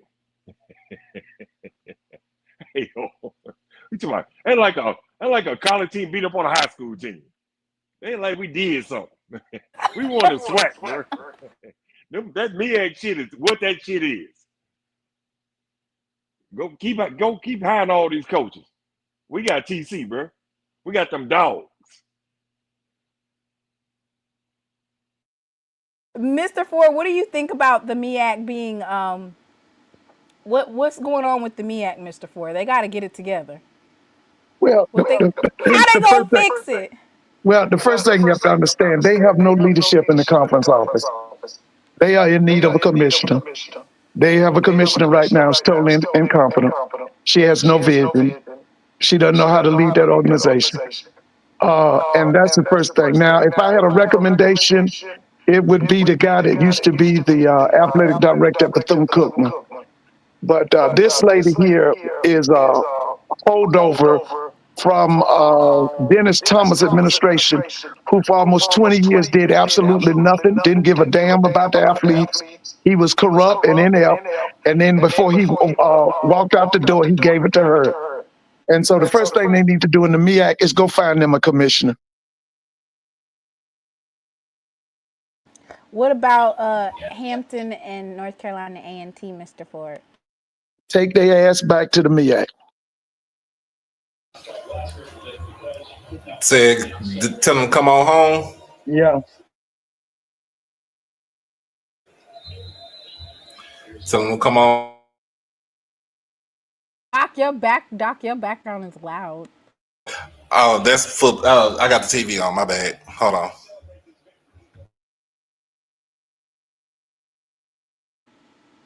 That's going to be a nice conference, Mr. Ford, with all those different teams there. North Carolina A&T and them. Oh, yeah. But like I said, once again, they got to go get a commissioner. They got to get a visionary leader. We got that. See, that's what you have to understand about the SWAC right now. The SWAC is so ahead of the MEAC because of the administration and conference office. They got to go get a commissioner. They don't have a commissioner. How long we been saying that, Mr. Ford? A long time. Miss Sanjay, was it Miss Sanjay Steele? Yeah. You know, for a long time, you'd ask her a question and everything was, we won the Celebration Bowl. We won the Celebration Bowl. That was her answer. You know, you say, what's your short range goals? We won the Celebration Bowl. What's your long range goal? We won the Celebration Bowl. Okay, so the last 2 years, they've lost the Celebration Bowl.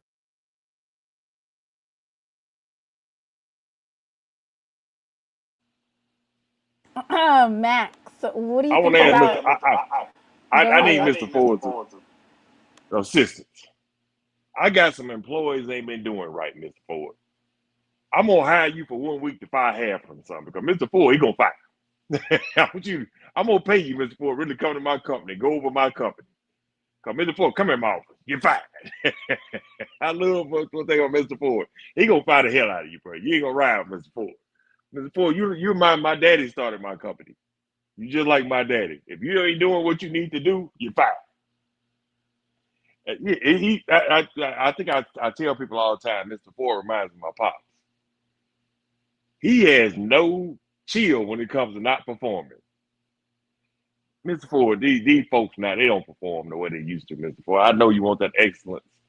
You know, I am excellence like what my father and you would have wanted me to do. Most people ain't like that, Mr. Ford. And you fire everybody in the goddamn country, the way you look at it. I'm just being honest. Mr. Ford is hard. He's like my pops. He's like, you either do it or you don't do it. I respect a real OG like that respects performance out of you. My dad raised me to run my business the way I run it. My pops is just like Mr. Ford. Hey. Yeah, Mr. Ford, you said fire. No, Get just rid get of them. this. Clear them out. Let's get up to the MEAC needs visionary leadership like the SWAC. But you know what I really want, right? You know I've told you this before. You know what I want, right? You know what I want?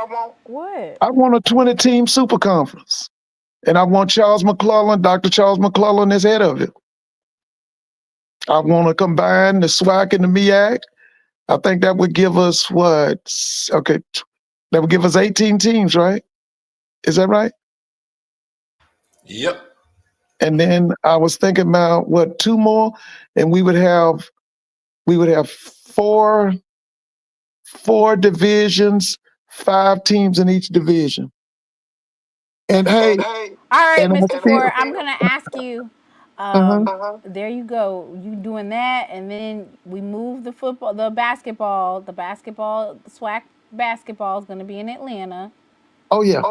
Mr. Ford, the question of the night that was earlier said was your historical question of the day is: do you remember the battle for the little brown jug? And they want you to talk about. Yeah, that's up north somewhere. Is that Minnesota and who is Minnesota and Michigan, or who is that? It's Minnesota and one of the Big 12, the Big 10 teams. Yeah. Is either Minnesota? No, it's not Minnesota and Wisconsin because they play for Paul Bunyan's Zax. That's right. You're right. Paul Bunyan. Yeah. So who's the brown jug?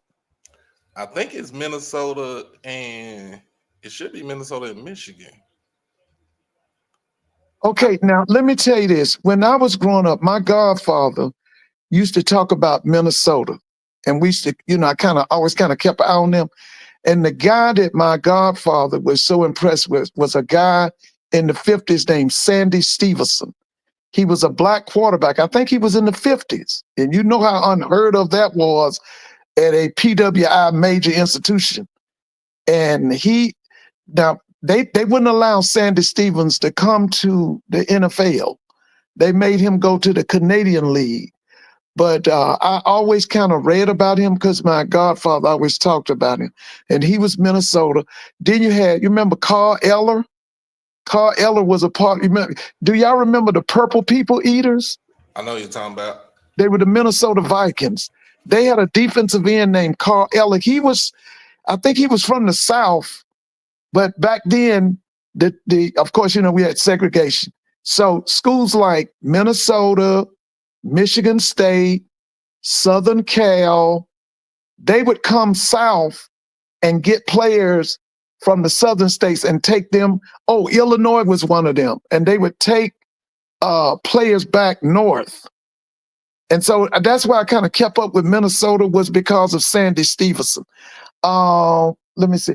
Bobby Bale. Remember Bobby Bale? He was Kansas City Chiefs. I used to, when I first got into NFL, it was AFL football back then. There was a guy named Bobby Bale. Bobby, I think he was a Minnesota Golden Gopher. He played outside linebacker for the Kansas City Chiefs. He was actually from North Carolina. And I don't know if y'all remember Lou Hudson. They called him Sweet Lou Hudson. He played for the St. Louis Hawks, and then he played for the Atlanta Hawks.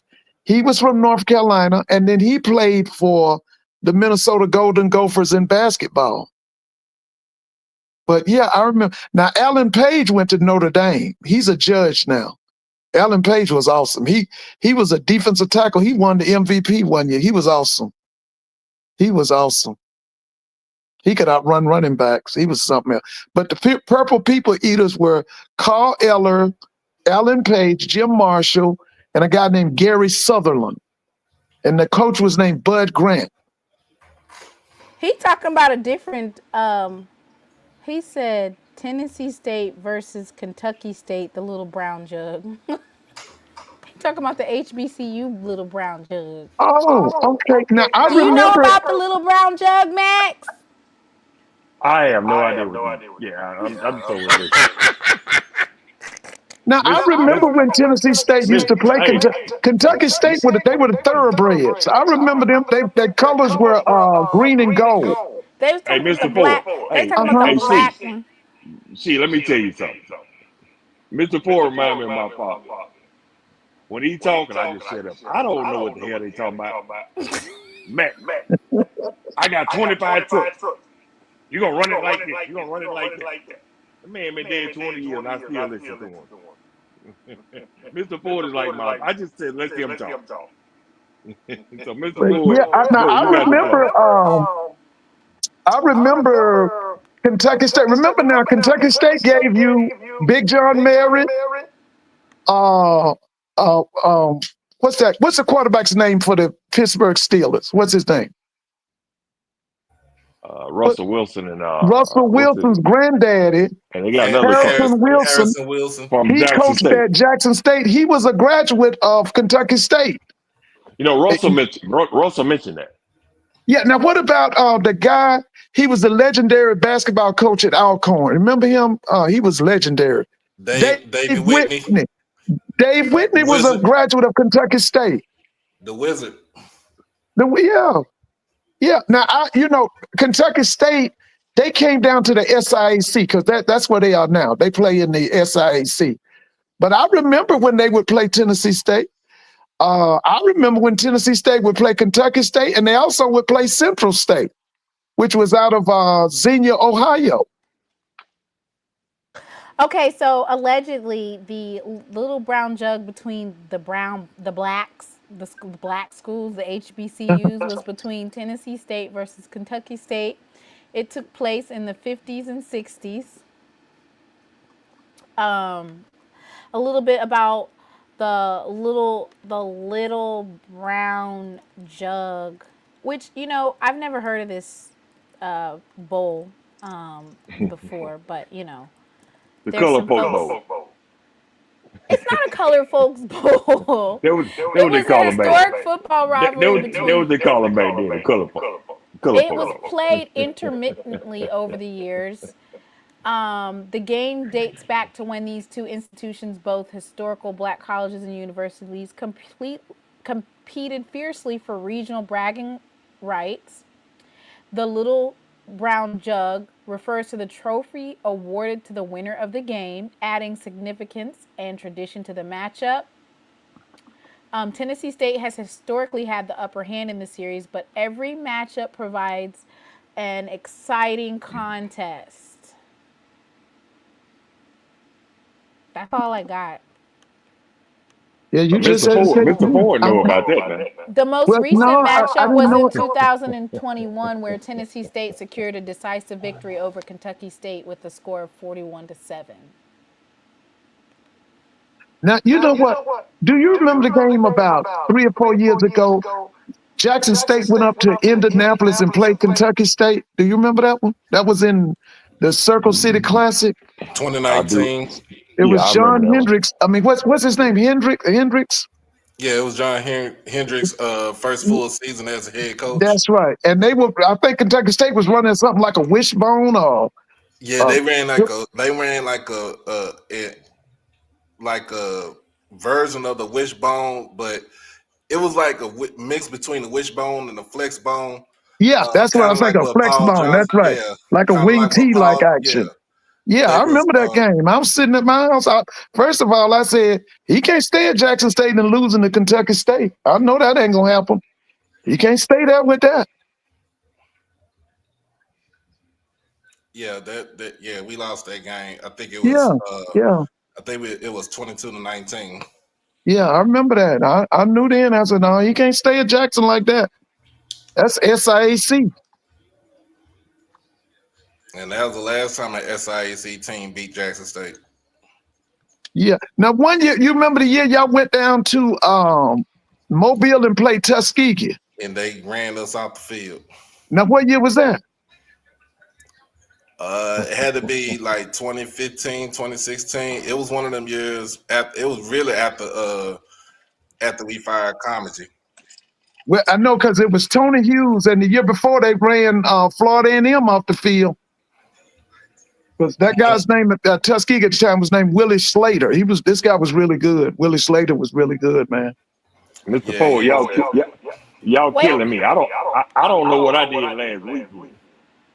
Y'all remember football from 35 years ago.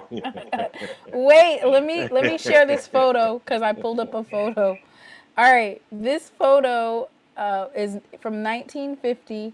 Tennessee State University football team is holding the little brown jug. So the picture that I'm showing you on the screen is a picture of the little brown jug.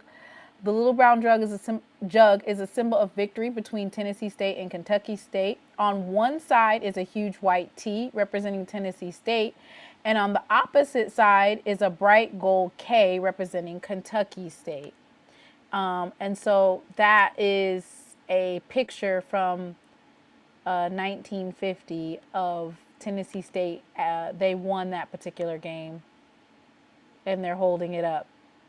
So, Max, you said you don't remember what you did yesterday? No, I don't. I know what I'm finna do tonight. What you finna do? Go to bed? I'm a prayer warrior. I'm finna go down to the strip club at Magic City. I'm done. And bring all these women to Jesus. I'm done. All you gotta do is get in the car. Come on the house. We're gonna pray together. It's gonna be a long night. What is wrong with you? What is wrong with you? I ain't going no damn. Yeah. He said he gotta go to Magic City. I'm bringing people to Jesus. Hey, Mr. Mona, can you hear me? Yes, I can hear you. Jesus say you go where the heathens is at. Now, what we need to find out was this the Kings team or was the team? I'm sorry, what'd you say? Say it again, Mr. Ford. You broke up a little bit. I said, was this Henry off the Kings team or was this Coach Gentry's team? From 1950? And you know what? Yeah, and you know who might have been on this team? Who? W.C. Gordon. What? Yeah, W.C. Gordon was a Tennessee State graduate. Granison Davis was on that team. What year you said this was? Oh, wait, 1950. I'm gonna check and see. Lord. They had a big-time running back at Tennessee State named Faye Mitchell. I wonder, was he on this team? I don't know, but I know that tonight is not a good night to be asking me to research some things right now. Yeah, but you know me. But I think this is either Henry off the Kings team or this is Coach Gentry's team. And by the way, Henry off the King came from Kentucky State and then he took Tennessee State. What you about to say? W.C. Gordon was on his team. That's what I thought. Okay, when y'all get to reminiscing, let me talk. All right, go ahead. These folks is over here drinking off everything y'all say. So they ain't in no position to be researching. We need to go to Magic City and save some souls tonight. Who is with I'm me? sober. These women, they living ungodly lives. I got to go down there tonight. I'm gonna take my money with me. Because some people is paying them to stay in there. I'm gonna pay them to leave. We're gonna bring some. We're gonna collect some souls tonight. We're gonna rent some hotel rooms. What is wrong with you? I'm making everybody laugh, man. Yeah. Mr. Ford. No. Uh-huh. No, Mr. Ford ain't gonna. Mr. Ford ain't gonna say that. Mr. Ford, Mr. he Ford know I'm. lives in Atlanta. Mr. Ford know I'm ungodly. He know where Mr. Magic City at. He may not came in, but he stopped through in the parking lot and looked out the window. Come on, Mr. Ford, tell the truth. Don't shame the devil. You know you been by Magic City. Who hasn't been by Magic City? Everybody's been by there. Mr. Ford, I got to I've go never been seafood. inside, but I've been by there, yes. But see, I'm like Jesus. I'm going into the devil's pit. Yeah, I've All never right, been in there. so Well, come on with me tonight, Mr. Ford. You can Lord, save some don't folks. don't try to pick up Mr. Ford. That's your No, first I'm in time on South the Yeah. Georgia, man.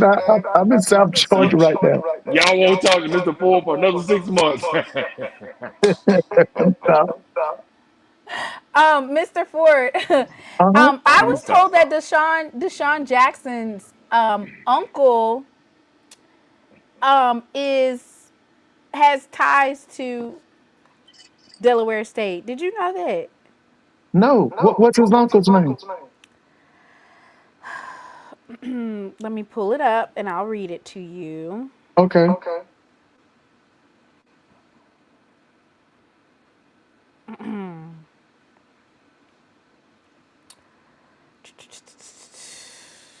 Where is it at? They said it. They said that his uncle is a part of the program. I mean, not a part of the program. I'm sorry. He's like a alum. Deshaun Jackson's uncle is Delaware State grad legend Mr. John Taylor. Oh yeah. Yeah. Can you He, tell he, Super us Bowl. about that? That's Because Super yeah. Bowl defender Yeah. John Taylor. Yeah, no, John Taylor has about 3 or 4 Super Bowl rings. tell us about John Taylor, Mr. Oh, he was Ford. off. Listen, during the glory Wait. years, What did you just say? What did you just tell us to do? huh? You just said the word. You just said a word, y'all. Go ahead. I'm sorry. I'm sorry. I was saying He that said a word, during the y'all. glory years of the 49ers, both of their wide receivers were black college graduates. They had Jerry Rice on one side and John Taylor on the other side. Yeah. Now, I hear y'all talking about Delaware State as if they're hopeless, but I remember when Delaware State owned the MEAC. I remember they had a white coach. It was a white man, and he was winning. And then he left and went to a PWI, and then a black guy came in after him named Bill Colick or Kolick. They ran the wing T, and they were tough. But now their boys came from New Jersey, Philadelphia, and DC. That's where their kids came from. They weren't real fast, but they were very. They played a brutal style of football. They were a lot of physicality, Well, you know and what, that. Mr. Ford? Uh-huh. You know, Deshaun Jackson never left out of that area though, because he stays in South Jersey. He stays somewhere in South Jersey. Well, So that's where you're going to have to get his players from. You get your players from Jersey, Philly, and DC. That's where you get your players from. Because they were good when I was in college. They I got to get off. I got to go downstairs. It's late at night. Get some food. It's a nice Mexican restaurant downstairs from my condo. I'm gonna take my Bible down there. I love y'all. Happy New Year's. I hope y'all had a Merry Christmas. And don't do nothing I wouldn't do, Which is which is any everything. damn thing. You can do any damn thing I do. Just don't get put in jail. Don't get no dirt put on top of you. I love y'all. See, I love the support, and I'm always here with you, Mr. Ford, Zo. Y'all go support this channel because that's my dude, and be successful in the new year, and stop working for people. Love Okay. y'all. Bye. I'm The out of I here. love. Bye. Lord have mercy. Y'all be cutting up. he on one. He's on one. All But right. nah, Let me pull up John Taylor because I think that this is important. Okay, wait. I'm going to mute y'all while I'm talking because there's an echo. All right. So let me pull up John Taylor because, I think it's important that we highlight that Deshaun might, have some not not necessarily HBCU ties, but like, it's important to acknowledge that there is a connection there. So I'm gonna pull that stuff up. All right, you guys can talk again about John Taylor. I Yeah, unmuted you, Mr. Ford. John made the winning. Remember, San Francisco played the Cincinnati Bengals in one of those Super Bowls. He made the winning catch.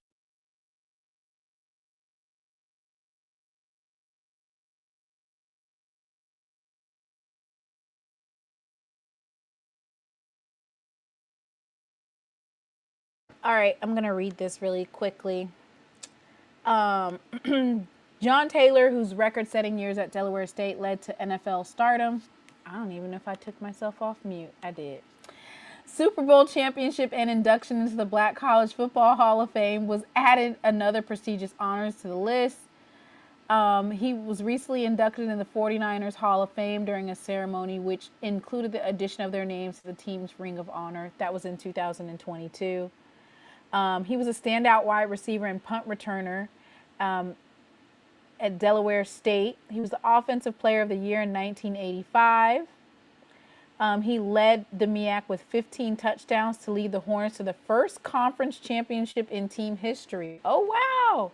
So they won a championship, Mr. Ford. Yeah, I remember that.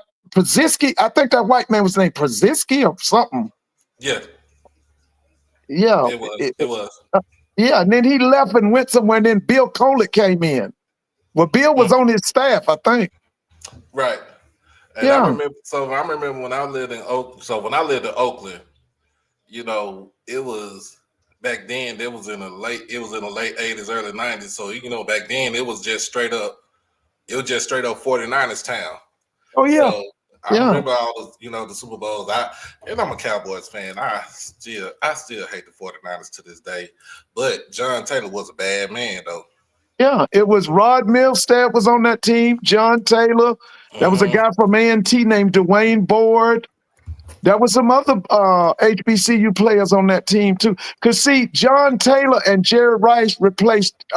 One guy was named Dwight Clark. The other guy was named Freddie Solomon. They replaced them two guys. No, don't tell me about Dwight Clark. I still have nightmares looking at that catch. Yeah, Dwight Clark. And then Dwight, I think he retired, and then John Taylor came in. Freddie Solomon retired, and Jerry Rice took over. I thought Freddie Solomon played a couple of more years, though. I thought he retired after 80. Wait a minute, was it 84? Because see, Freddie Solomon was a quarterback in college. Yeah, and they took him from quarterback and made him a wide receiver. Because he was from Tampa or something. He was from someone. He wasn't at one of them big name schools in Florida. He was like Tampa. You can look up Freddie Solomon. Talking about University of Tampa? Yeah, I think that's where he came from. Okay. Because he was a quarterback. He was a quarterback in college. I think I know a couple of people that's from Florida and they know about it. Yeah. But I think this is a good move because even when just listening to Deshaun talk, and even though he got that West Coast talk, he got that West Coast slang in him.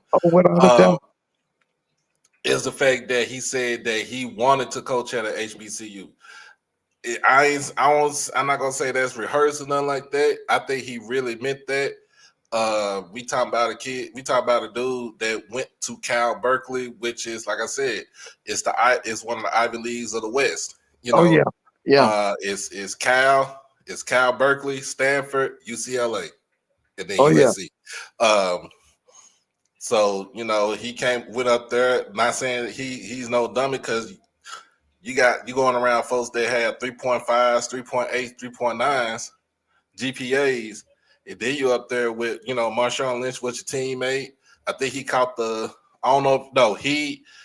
he didn't play with Aaron Rodgers, but if Aaron Rodgers would have stayed, he would have played with Aaron Rodgers. So that was a good team that they had.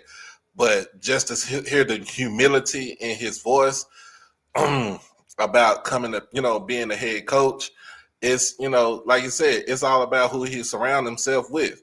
It's the same thing. Yeah, it's the same thing with Michael Vick. Yeah. Whoever Michael Vick surround himself with, they will be successful. We're not, you know what I'm saying?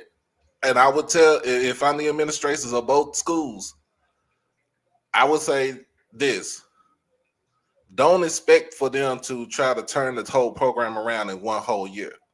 Let's not let's not go there. The reason why it was easy for South Carolina, Chinnis to do that at South Carolina State is because they already had some pieces there when he got there, and then he added his pieces to the puzzle when from Benedict. Norfolk State, y'all been a losing team. You only had what 5-6 winning seasons in your whole football program. Delaware State, you're not really too hot. You're not really that famous back in football now, but you was back in the day. So give them at least 2 years, turn the whole program around. If you see any type of progress, then keep them. Extend them. And if you feel like they can't get the job done, you gotta help them. You gotta help these guys bring in they're gonna bring in some resources, but you gotta help these guys too, and not just sit on your tail and do nothing. Mr. Ford, what year is it? It's the year of the tiger. The blue Bengal tiger.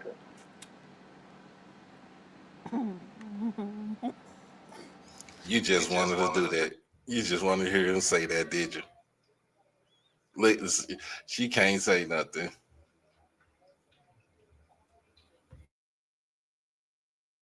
And y'all heard that T-Set transferred to Grambling. Did y'all hear that? What? Yeah, T-Set transferred to Grambling. Allegedly. No, Okay, we'll put it in the chat, allegedly. But it's supposedly he transferred to Grambling. And y'all was talking about that Zechariah McDonald. I wish he would come to Grambling. I'd love to have him. I could see us doing some things with him. What you see you doing with Zai? What you Man, want I with love him? Zai. He's a spark plug. We used to call them kind of guys firecrackers. They start stuff, man, and he make other people play. He can inspire a team. Oh, shoot, I wish we could get him. Mr. Don't y'all not have Dooley? Dooley ain't the offensive coordinator no more, right? Yeah, Dooley's gone, I think. Dooley's gone. Ooh. He gone! He's gone. He can go put his what that thing he likes to wear around his neck? Them ascots. Yeah, he could go put his ascot back on. Got the Gucci ascots. His frat brother hooked him up down there at Southern. I think they said Southern paid $1 million for him to go away, didn't they? Something else. They gave him $600,000 or something. All he needs to do is just sit at the house and collect Hey, that and check. say allegedly. Somebody put that in chat. Say Allegedly. All he got to do is sit at the house and collect that check. That's right, Southern. They said Southern gave him $600,000 to go on.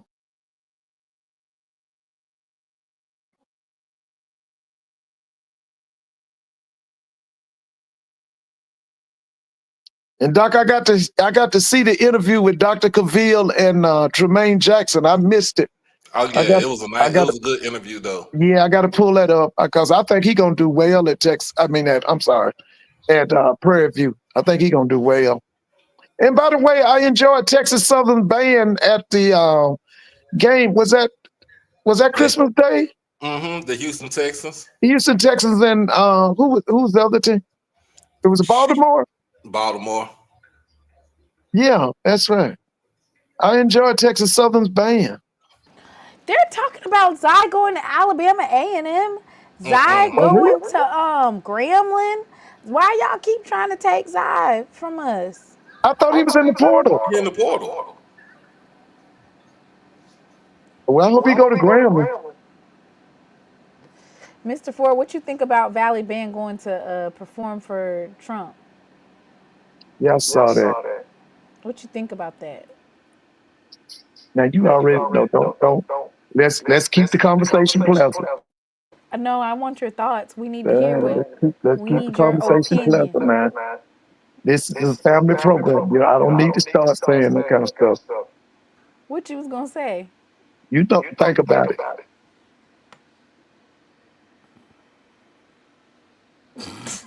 And by the way, I want Cornell Maynard to get that Valley job. I'm riding with Maynard to Valley. I want Valley to just get rid of their whole administration. Now, you know they ain't going nowhere, but give Cornell Maynard, because we need to keep Maynard in the SWAC. You know who wanted that job? Trey Boston. He wanted Valley? Yep. Valley or Alabama A&M. That's a good plug. No, Hey, brother Jerome. D, I love y'all. How y'all doing? Hey. Is the national champs. Come on, Jerome. Come on, somebody. Look, I'm gonna tell y'all, man, I ain't gonna be up here long. My heart is full. The God that I serve, he makes sure that Jackson State always get the last laugh. Amen. And I am just so grateful for the way that things have played out. I'm not rejoicing in anybody's demise, but I'm just so glad that 2024 has just been a year of restoration and blessings for Jackson State University. As we talked about before, we kicked off the year at the Super Bowl with the Sonic Boom, and we're ended the year with the Celebration Bowl. It's amazing.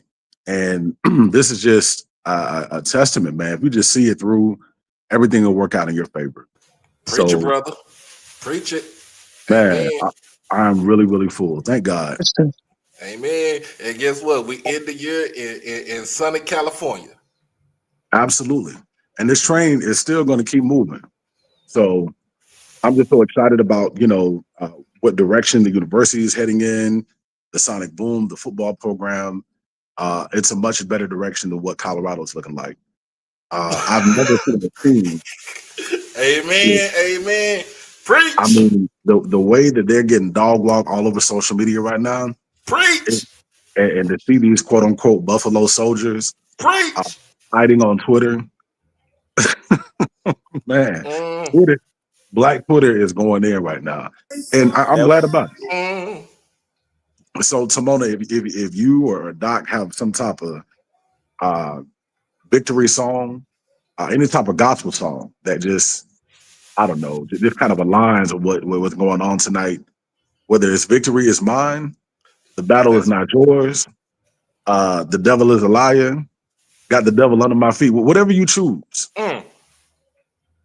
I'm down. Amen. Hey, can you hear me, Brother Jerome? Oh, yes, sir. What's going on? Play that one that the Boom played. It was called "We Are the Champions." Did you hear that's the one. That's it. I love that one. It's when Jackson State Band plays.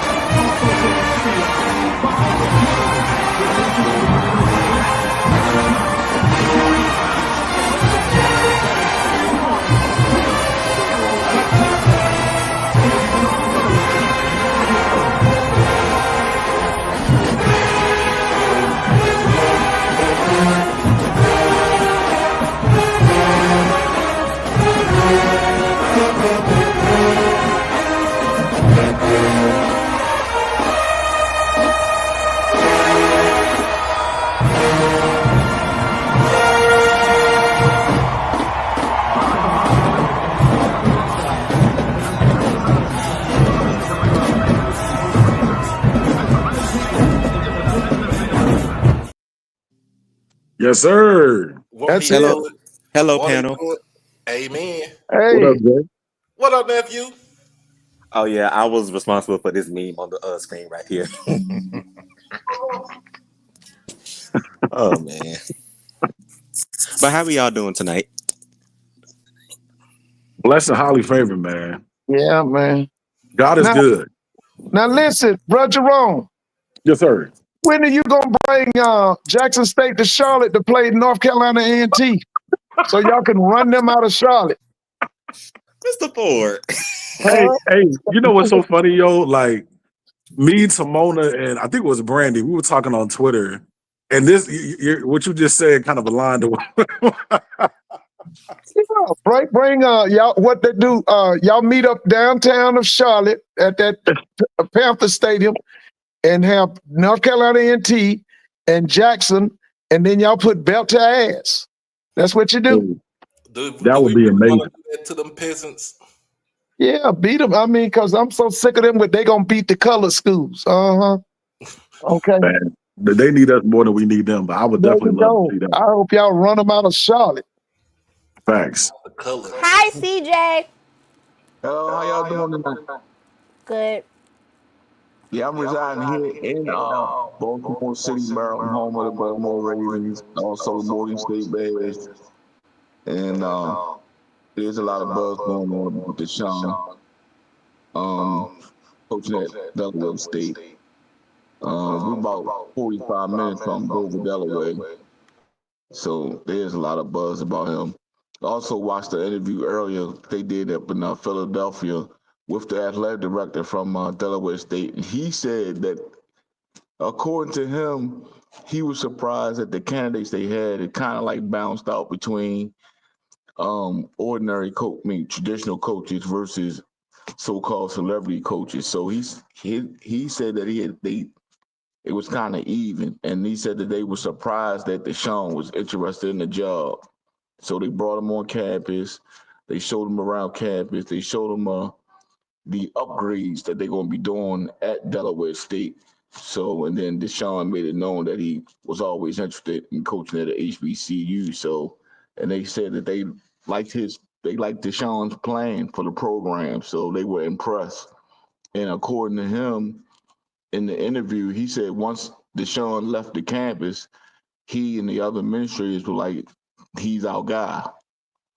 So, and the athletic director said that he told them that they would assist him and help him, being that it's his first time coaching, that they would work closely with him, assist him as far as putting his staff together and doing other things in 30 days. So we'll see what more they have to say. January 8th is supposed to be the introductory press conference, so we'll see which more they have to say. But it is a lot of buzz going around here. Like I said, the DMV area, Jersey. So are you so do you think it's a good hire? You just said that they're going to have to hold his hand a little bit in terms of building a staff and the rules and regulations in college football in terms of academia and recruiting and transfer portal rules. So are you excited about this hire? Yes, I'm excited about the hire because just to let you know, Mr. Ford, back in 1994, I was a undergrad student assistant under the head coach back then was Ricky Diggs and also Stump Mitchell. So Yeah, I remember both of them. I remember those glory days. And I also coached with Melvin Spears before he left to go to Grambling. So Right.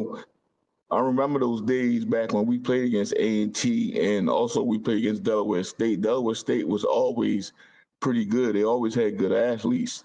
Yeah. So yeah. You remember the white man? You remember the white coach? I do, Mr. Ford. I remember when they ran that wing tee. That wing tee. Yeah, that's right. They ran that wing tee. Yeah, because it was just straight smash mouth, and I mean, Yeah, they were hard. that's right. That's right. They were back. That was back in the day when they were beating Towson on a regular basis. Yeah. Oh yeah. They used to run into Steve Wilson was at Howard. They used to battle Steve Wilson too. Those used to be some battles. Correct. Yeah. Correct. So I'm excited because I think it does a lot for the SWAC. Everyone here, the celebrity hires are pretty cool. Everyone here was saying about what's going on with Ray Lewis, and I had someone tell me personally, who's in administration at Morgan State, that Ray kind of turned some administrators off. They wanted him to come on campus, and he wanted to do a Zoom call. So that's kind of like what happened, because it came down to him and Coach Wilson were the two finalists. So, yeah. So even though Ray Lewis is beloved by everybody in Baltimore City, that's supposedly what happened. And I was told that personally. So, yeah, I think they made the right choice. Yeah, Coach Wilson's a very I good think coach. so too. Yeah. Yeah, he's doing very well in the city. The the challenges that Coach Wilson has here in Baltimore City is our public school system is not well equipped as far as kids maintaining, the proper averages and stuff like that. And then you get a Mm. lot of kids in our system coming from the public school system here that just want to get away from Baltimore. So that's Let his me ask you biggest. something. Does Morgan State have a museum? Um, Do they have a sports museum? yes, Yeah, they yes. should have one because they have a serious history. And if you, I remember when I was growing up, that man Earl Banks was the coach, and he had some legendary team. But that was a guy back in the 30s and the 40s. What's his name? Hurt? What was his yes, name? yep, Yeah, Coach that Hurt. guy was like a Eddie Robinson. He was like not the one at Alabama State, but the one at Grambling.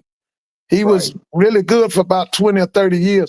But yeah, I'm glad. I was wondering if they had a museum because they got a number of Hall of Famers too, I think. Yeah, they do. They have their own museum as well as the Blacks and Wax Museum, which is like a 5 minute drive from Morgan State University. Right, So, right. Oh yeah, mhm. And yeah, but Morgan, well, in the last 5 years, Morgan has been doing a lot of upgrading around the right. academy Uh, because the president that retired not too long ago, probably like 3 years ago, he was that went down. Richardson? Yep, Richardson. He Richardson. went down to the legislation and basically campaigned for the money that was owed to Morgan State, Right, and the governor granted the money. So they got right now. If you come to Baltimore City and look at Morgan got so much stuff going up right now. It's like traffic is crazy going through there. They redoing their dorms, and then Morgan is supposed to be top in engineering. So engineering has a own building to itself off right. campus. Oh yeah, yeah. So Let me yeah. ask you this: what happened to Raymond Chester? Where's he now? Oh, Raymond Chester still lives in Baltimore. He's still here. Okay, what about Mark Washington I don't know too much about what's going on with Mark Washington. with Mark Washington? What about Marvin Webster? Marvin Webster, he's still here in Baltimore too. He's still in Baltimore because he won a Division II championship, I think. Right. Didn't they win the national championship in basketball with him? Yeah. The They human did. eraser. Yes, sir, they did. Yeah. Oh yeah. And He y'all played should for make Maryland Eastern Shore get a football team. Y'all should make them get one too. Yeah, Mr. Ford, ironically, they talked about doing that 3 years ago. UMES talked about doing that 3 years ago, bringing the football program back, and they reached out to Larry Little, but far as going any further with it, we haven't heard Right. anything here in this area. So down the Eastern Shore in this area, so I don't know. I don't know if they couldn't get the funding or what they plan on doing. So Right. Right. Now who you did you beat Howard this year? Howard beat you. no, Who won the football game? Morgan beat Howard this year. That's right. Because that game needs to be public. That game really needs to be taken off of them campuses. I'd like to see that game in one of them big stadiums. Well, Mr. Ford, what year is it for the foreseeable future? The year of the Tigers. Year of the Tigers, baby. Ain't nobody got no answer for y'all right now. Well, But Mr. Prairie View Ford, made a good move. Prairie View made a good move now.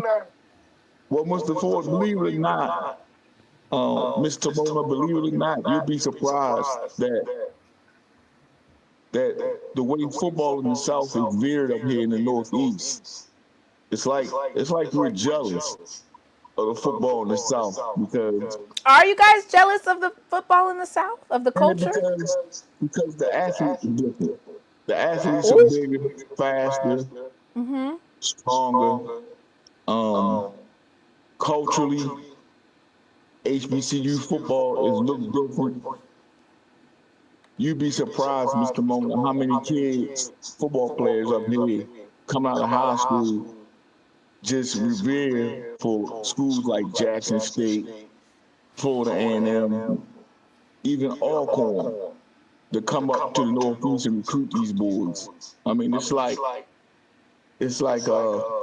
Alabama or something come up here and come to get them. I mean, it's like once these boys see a school like Jackson or any other school in the SWAC come recruit them, or Florida A&M come recruit them, it's like they put Morgan on the back burner. Okay, I'll talk to y'all later because I got Jackson State on my list.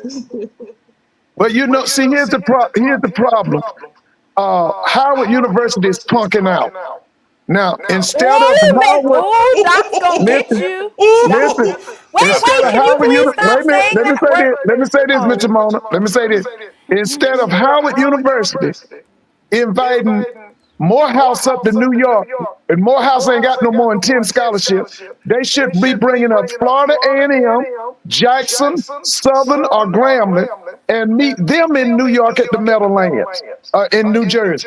But no, they rather punk out and beat Morehouse 50-0, and know that Morehouse is Division II, and they got about 10 football scholarships. So Howard University is punking out. Now, the other thing they need to do, they got over 10,000 students. I don't understand why they ain't got a 250-piece band. How many pieces they got, Mr. Ford? When they came down here to the Celebration Bowl, they had about 35. But Mr. Ford, have you seen Howard Stadium? Howard Yeah, Stadium, Green Stadium. Yeah, I've been to Green. but Green Stadium only seats like Dr. K Yeah, said but see, drop the this is what mic. Howard needs to do. Howard needs Howard to need to. play at that Audi Field. That That would homecoming be. and that Hampton game needs to be at Audi Field. That's what they need to do. But the game with Morgan and Howard, that needs to be played at the Redskins Stadium or played in Baltimore at the Ravens Stadium. well, They got to do it. Mr. Jerome, what you think about that 35-piece band? How they gonna fix it? You talking about the one that performed with Beyonce? Wow. Yeah, nigga. Don't think I didn't see that comment that was on that screen. Listen, my middle The school shade, band is the bigger shade, than the shade. Howard's band, the one that Dude, came down here for that you thought we was Celebration just gonna Bowl. slide past that? well, Mr. Ford, the thing that's going on with Howard right now is the legislators are stepping in and everything, because back in the day, Howard played some of their biggest games at RFK Stadium, and Yeah, I remember. That was when I was in college. They would play A&T in South Carolina State for homecoming at RFK. but they took RFK Stadium away from Mr. Boyd. It's just been sitting there empty for the last 5-10 years. Yeah, you're right. You're right. Yeah, it is. Now, the guy who they had this president, he was a lawyer. He hated sports. He hated athletes. He's the one that took him out of RFK and made him come back to Green State. I don't know if his name was Sweegert or something. You have University of Playing. What that man was named? When his name Sweegert, he was a Swagger. lawyer. I Swagger. think so. Yeah, he's the one that made him leave RFK and come back to Green Stadium. Because Steve Wilson had him rolling at one time, because Steve had Jay Walker, and then when Jay Walker left, he had Ted White. Yeah, well, you remember Coach Wilson. Yeah, you remember Steve? Yeah. Well, you remember yeah. Coach one year when he had when he had Jay Walker playing quarterback. Yeah. Oh, yeah. Yeah, Steve became head coach at Howard. He was 31 years old. He brought everybody he brought was from the NFL. And he brought a defense coordinator. That guy was named Charlie West. He played for the Minnesota Vikings. Nobody could figure out his defense. Charlie left and went back to the NFL. He brought one guy was named Fred Dean. Fred was one of the Hogs. You remember Washington Redskins had that offensive line called the Hogs? He was one of them. Let me support all that money over there that Howard University has. Why don't they have a legit practice facility? They still don't have one. Listen, all I know is they punk out every year taking Morehouse up there to New York instead of bringing up Jackson State and FAMU and Southern University and all that. They're going to take Morehouse up there so they can put 50 and 60 points on them. That's punking out. That's punking out. And then claim they want to be a big-time football school in HBCU. How you gonna fix it? You done messed me up to death visit. I done called the police because I'm doing a refund. A refund is due unto me. Don't feel like I just been abused out here today. God ain't pleased with this. You can't do the saints like this. Boys, I don't even know what I'm gonna sit out here telling the police car. I'm gonna sit out here telling the police car. I'm doing refund. Because I'm doing what I need. Well, I would like to bring up to Yo, the I Dr. would like to bring Kanisha. up Dr. Kanisha because she said y'all not finna keep doing her school like that. Cooper Road's How finest, you ain't that doing, right? Dr. Kanisha? I have a break because I love sports. You're not gonna do it. You're not gonna do it. We do not control the New York. We do not choose to play Morehouse. But at that time, there was I think both MEAC were competing for someone in the Atlanta market, which was the reason why the back and forth started with Morehouse. But that was not us punking out. Both the SWAC and the MEAC want a team in the Atlanta market. That has always been the talks and concern. And business wise, that makes sense for both of our conferences. A super conference is not going to happen. So that was behind that. As far as our band, we recruited a band director from the SWAC. We're trying to get better. However, that's just the culture of the MEAC is very, very different from the SWAC. Having been raised in the SWAC and going to school in the MEAC, it's just different. There's not an emphasis on band culture like there is in the SWAC conference. And for my school in general, it's not like we've always been and we have this great legacy of being a sports school. We have concentrated largely on academics, and until I'd say about 2 presidents back, even before, a little bit before Wayne Frederick, was that even a part of our strategic planning and growth, and the hiring of our current AD, who I think has done an amazing job as far as our athletic program. But a lot of the things that Mr. Ford is complaining about is not under our control. We are invited. We were invited to the New York Classic. Morehouse was invited to the New York Classic. Everybody was competing for a school in the Atlanta market, and that's just what it was. So Mr. Ford or Jerome, do you have a question you want to ask Dr. Kanisha concerning Howard and their band culture? He was a lawyer.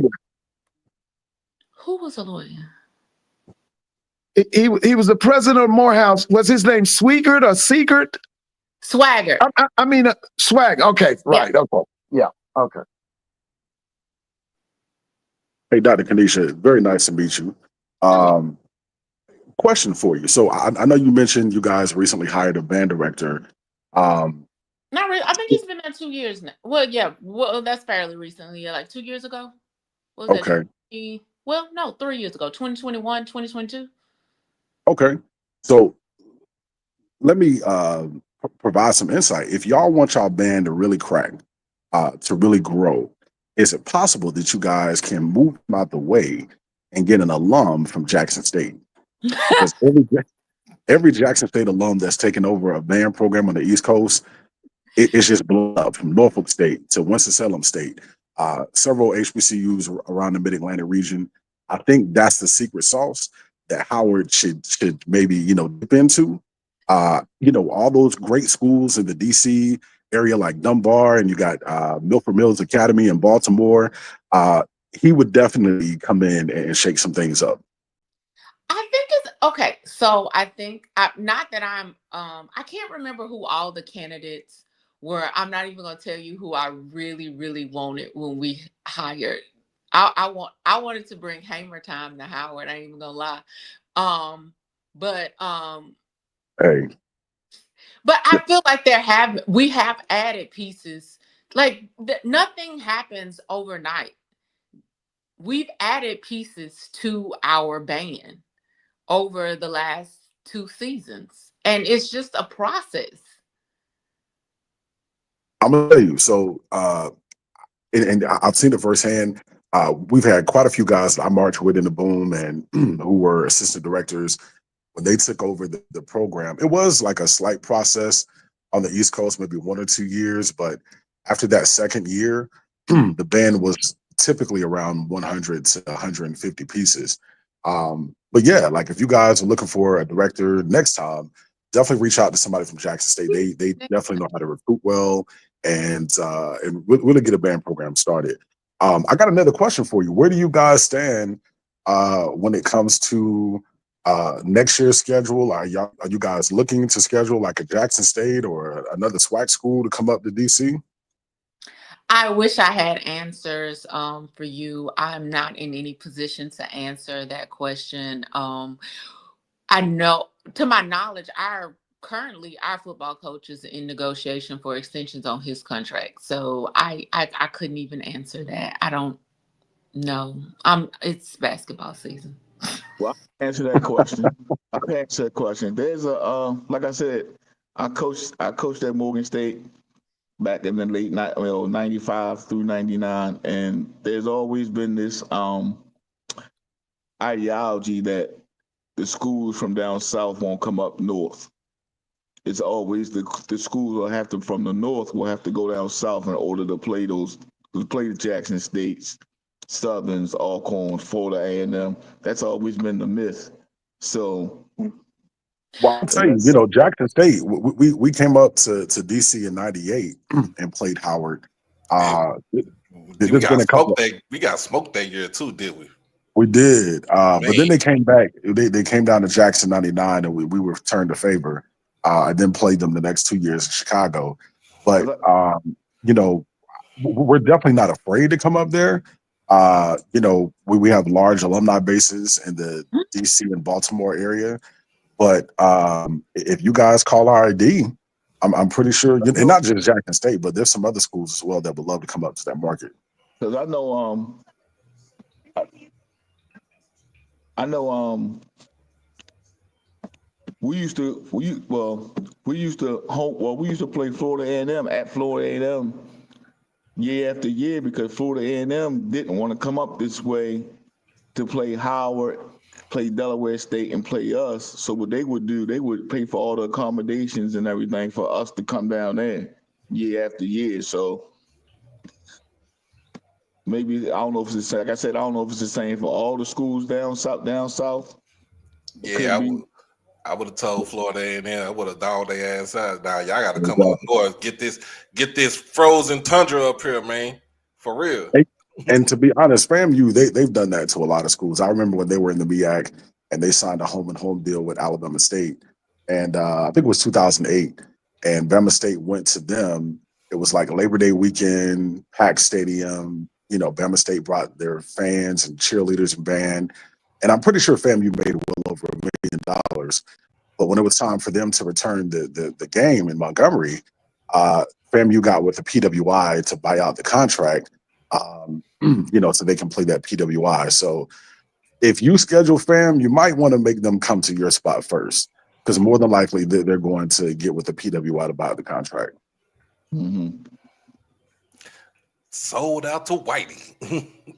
I mean, but I would personally, I would love to see it. I would love to see more schools from down south, from the SWAC, the SIAC, whatever, D2, whatever, come up north. Because like I said, there is a buzz up this way because a lot of the football players from up this way, the northeastern area, just like as far west where Deshaun Jackson is, they're interested in HBCUs, learning more about HBCUs, but they just don't have a chance to get eyes on those type of schools.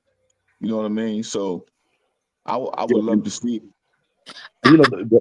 But there have accommodations. Like if we ever were to negotiate playing Jackson State, which I think would be absolutely phenomenal, there's no way we could play it at Green. We, like Mr. Ford said, we'd have to go to Audi Field. Right. We have different. And I think like I don't know the exact numbers, but by large, most of the MEAC stadiums don't compare to SWAC accommodations. So I don't. Yeah. And that could have been a rate limiting step in the past when it came to these matchups between the MEAC and the SWAC. It's either a neutral site or you have to make accommodations because, I mean, Howard isn't the only one with, you know. I think the last time we played a team from down south was Grambling, and that was back in like '94. And we had to, I don't know if y'all still remember this stadium, we had to move it to Memorial Stadium because in Baltimore. Yeah. Where okay, yeah, with the old coast, and then the Ravens took over, yeah.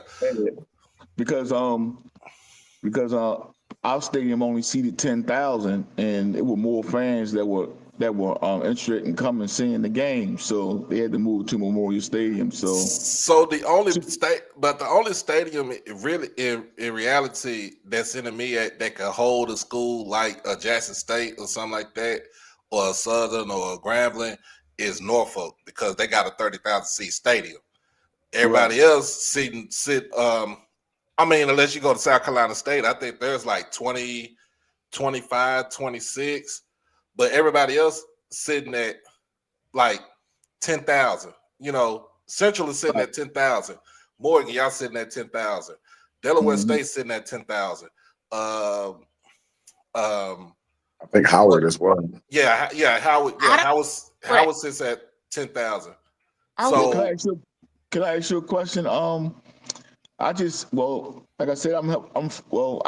something on television where the mayor from DC was talking about doing something to bring the Commanders back down into the area, as well as having Howard play more games in the area down there. I saw that like a couple days ago. She was on television saying that was her wish, and she was trying to work with legislators to bring more football back down into the DC metro area. Well, can you hear me? Can y'all hear me? Yes, sir. Okay. One of the major things they got to do in the MEAC is y'all got to go find a commissioner. You don't have a commissioner. That lady might as well give her salary to the March of Dimes. You don't have no visionary leadership. If you had visionary leadership in your conference office, we can solve many of these problems. But you don't have a commissioner. And I've been preaching that for the last 3 or 4 years. For 20 years, you had Dr. Dennis Thomas, who did absolutely nothing. He was inept and corrupt. Okay, he made sure the presidents got their money, and that's all he cared about, because that's how he kept his job. All right. And so if you would go and get a commissioner with a visionary leadership, we can solve some of these problems. But you don't have a commissioner. And remember, success starts at the top. I'm not disagreeing with you.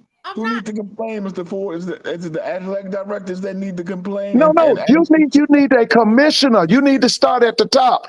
The MEAC conference does not have visionary leadership at the top. That's one of the major differences between the MEAC and the SWAC. The SWAC has visionary leadership.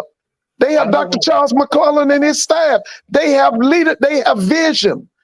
They have long-range goals. They have short-range goals. They don't have no goals in the MEAC. They might as well not even have a conference office. But who needs to complain, though, Mr. Ford? Who needs to complain? No, it's not about complaining. It's about, if you want to upgrade the conference, if you want to make the conference one of the best in the country, you got to have visionary leadership in your conference office. You got to have that. And the MEAC doesn't have it. They do not have visionary leadership in their conference office. Like I said, they paying for nothing. I can't say anything because I agree with everything that he said, and we have been saying this, but it's gonna tell the tale when she does that, when they do the renegotiation for that TV contract. That's gonna tell everything. You know that. Tell me if I'm lying. I have a public vote of no confidence. Okay. So I am let me ask you about that. still waiting to see, because I know that official announcements have been made now, but I'm still waiting to see these contracts and paperwork come through for these new hires that are supposed to be bringing resources and, negotiating power to our conference. Like, I publicly have a vote of no confidence. Dr. Kanisha, let me ask you this. Since you're a Howard alumna, how do you feel about your fellow Bison, Jay Walker, being the new commissioner for the MEAC? Absolutely not. Really? I mean, because I'm looking at it from a perspective of him having a lot of. Say this, I'm sorry. I apologize. Let me allow you to finish. No, I was just going to say, just from the perspective of him having a lot of relationships, outside of his typical banter, SWAC hate banter, he's got some pretty good ideas. He's business focused. He's strategic. Because I follow him on social media with some political things, but he's got a little bit of sense, and I feel like he would make for a better leader for the MEAC as opposed to the current administration. But just wanted to get your thoughts. You might be a little bit more privy to him. Lynn Thompson would be the best. Would be the best person. He's the former AD at Bethune-Cookman. Lynn Thompson would be the best one. Okay. I don't doubt Mr. Ford's expertise, but let me just say this: I love Jay Walker. However, I know that he is knowledgeable, and anything would be an upgrade from our current situation. However, I don't find him to be the most diplomatic, and I would actually like someone to bridge the gap between the MEAC and the SWAC in that type of situation. And you need a very business-minded person. I think he's very knowledgeable. I don't know about his business acumen. Like, I don't need a former athlete to be my commissioner. I need a business mind that closes deals, get things done, and shows me the money. And I don't think Jay Walker to be that person. And she said what she said. Can I ask a question on that? Yes. Uh-oh. What's the likely chances of getting all alums and all leadership to agree on a MEAC/SWAC merger, even if it's in another name? Let's go with your hypothesis. Let's go with your hypotheticals on this. If you were to get the MEAC and the SWAC to combine, what do you see realistically as a chance for all the alums to agree and leadership to agree for a SWAC and MEAC merger, even if it's in another name? Let's just go hypothetical. Let's just say a super HBCU conference. Let me tell you why that's not going to happen, and I'll tell you my perspective of why that's not going to happen. First of all, there's way too many egos involved, and honestly, to be fair, and you're not going to get cooperation from the MEAC, and it honestly wouldn't be fair to the SWAC, as the SWAC is already ahead of us as far as negotiating power. And I hate to say this, but the SWAC is already ahead of the MEAC when it comes to brand power. So we would have to get the SWAC to agree to us negotiating, and they're in a position of strength, which is not going to happen because there is a level of arrogance on both sides. And this is me being as unbiased as I can be, living in SWAC territory, being raised in the SWAC, and my first introduction to higher ed and going to school in the MEAC. It's two different, yes, we are all HBCUs, but it's two very different cultures. Cultures, very big, yeah. Yep. And we would be negotiating that merger with ourselves. It's two Yeah, different mentalities about but we football when it but comes to the MEAC and SWAC, and that's the I can problem. I can admit that, but the MEAC, you're not going to get anybody else from the MEAC to actually admit that. Playing football in the MEAC is like playing recreational football. Playing football in the SWAC has a purpose behind it. And that's the difference. It's always been like that. Even when I coached there at Morgan State at night from 95 to 99, just the mentality of playing football and the MEAC versus the SWAC is just totally different. I mean, I'm telling you, that year we played Grambling, you thought we were playing the Dallas Cowboys. Because But you can't that's how you our can't own football players looked at them. because I know I'm seen by my conference as a traitor. I don't care, but I know what I know what I see.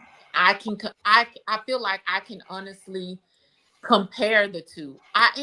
What I'm anxious to see is this upcoming, not just this season, but next couple of seasons, as Norfolk State emerges, because that has been a slept on institution for far too long. Who I think probably has closer to a SWAC culture than any other MEAC institution. And Doc, I'll say this. Conversely, I'm on the other end of the spectrum. So I grew up in CIAA MEAC country and went to Jackson State. So I definitely can attest to what you're saying as far as the difference in culture. It's very interesting though, because in the 90s and the early 2000s, the MEAC definitely had somewhat of I guess you can say, a SWAC culture, with the attendance being up. All the bands were pretty large. The atmosphere was great, fan support, engagement, etc. But for whatever reason, around maybe mid 2000s, there was like a switch. The attendance started to drop. The bands began to get smaller.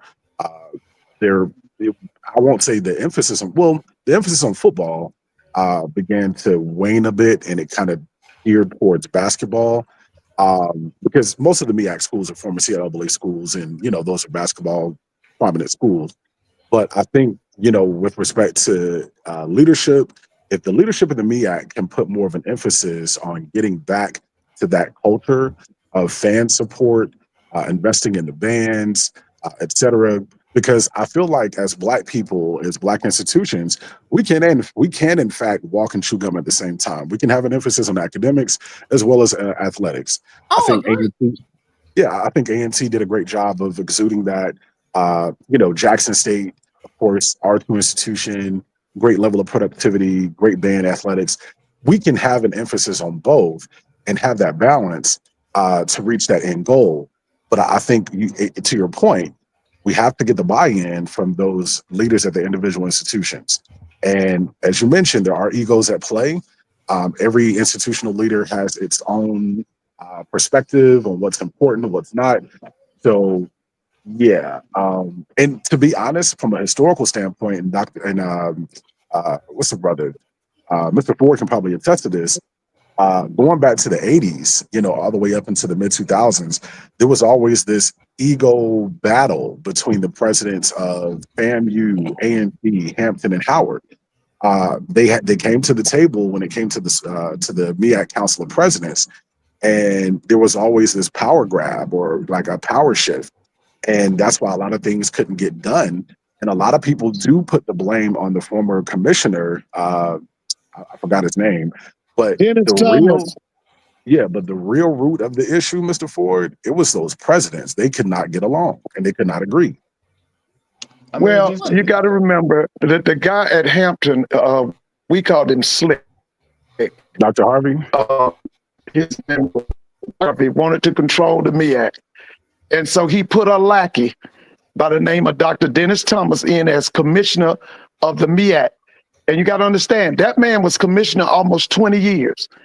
And during those 20 years, he did nothing to help that conference. He didn't care nothing about the student athletes. All he wanted to do was put that cash in the hands of them presidents so he could keep his job. Now, quiet as it's kept, one of the reasons North Carolina A&T left the MEAC was because they were sick and tired of Dennis Thomas. And they went to them presidents and told them, we got to get rid of him. And because they like taking that money, they get rid of them. That was one of the primary reasons why A&T pulled out, because they were sick and tired of Dennis Thomas. And see that, and therein lies the issue. Like, a lot of people got to remember the SWAC Council of Presidents, the MEAC Council of Presidents, the commissioner basically works for them. So if the presidents are not on one accord with respect to visionary ideas and focus, they're just basically handing over the power to the commissioner. So again, but you also I guess take into account, like, none of this is happening in a vacuum. We have instability at the chancellor president level at some of our institutions that have allowed that. That's true. We Corruption, have more jealousy, envy. chancellor. All of this has trickled down because of incompetency, and it went down to the alums, not every alum, but to a few alums who blindly follow these people. Because people from the outside of HBCU coaches have been saying this over the years. HBCU leadership is no, HBCU presidents are corrupt. Why? Because they're put in place. Hold on. Because they are put in place. They are put in place not by alums, but they are put in place by higher figures of the state. In other words, to make a long story short, the thing that nobody wants to talk about, these HBCUs are under the victimhood of red states who put these presidents in place. So now my question to you is, who are going to be the alums, the student athletes, and the students that are going to unify together, right, to protest against these presidents to get this stuff that needs to get done?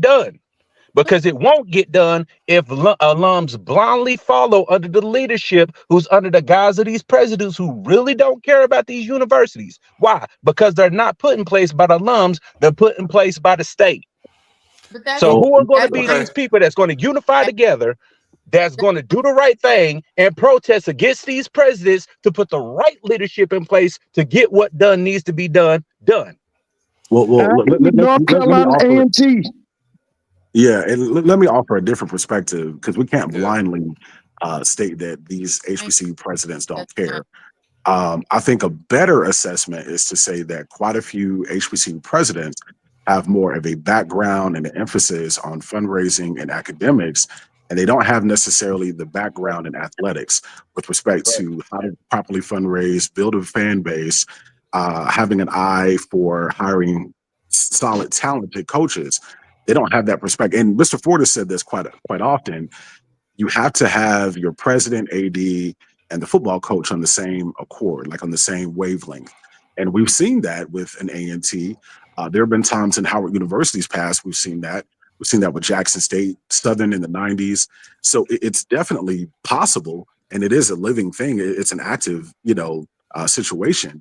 But we can't say all these presidents are corrupt, because that's clearly not the case.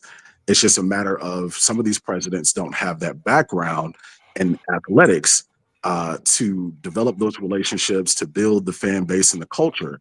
And I think that's the overall arching issue right there, is culture. Let me make myself clear on this, right? Because I just want to state this, because I just want to get this part out, right? They are presidents, right? Because all of this stuff that people are saying that need to be done, the presidents are the gatekeepers. They're the ones with the keys. They can unlock a lot of doors. The possibilities is through them. So I'm not saying that it's every president, but the presidents that have been put in place by the red states, right? What I'm saying clearly is that there are going to have to be alums unified with the students and the student athletes, right? It has to be all one unified front.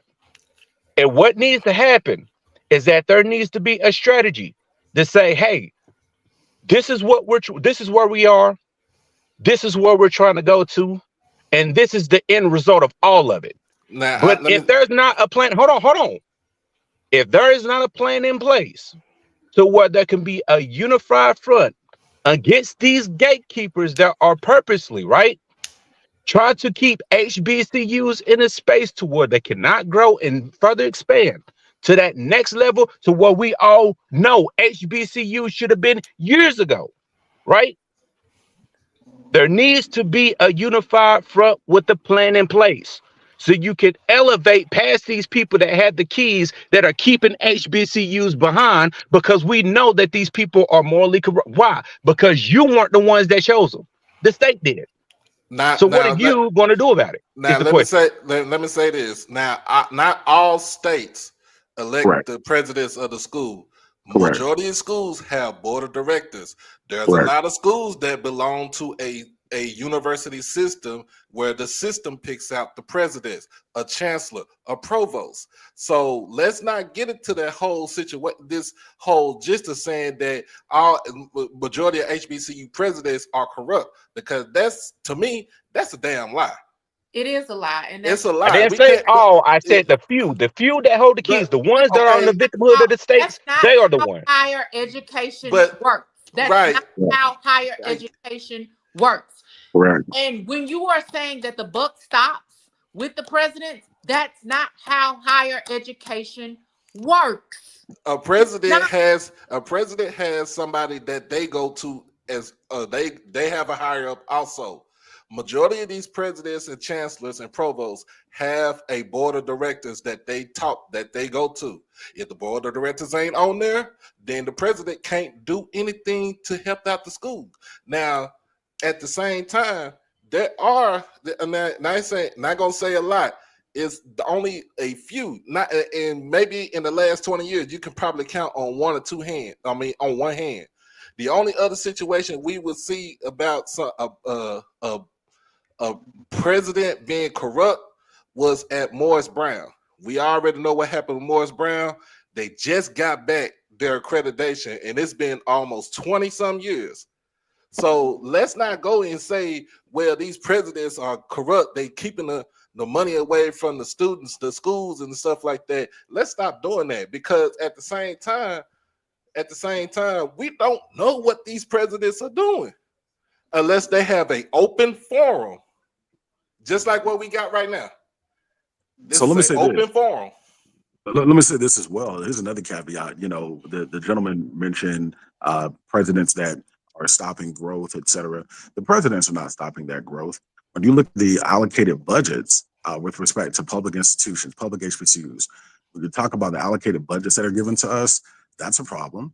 We're talking about how HBCUs are seeing massive growth or increase in applications, conversely compared to the PWI counterparts. Do we have the infrastructure in place?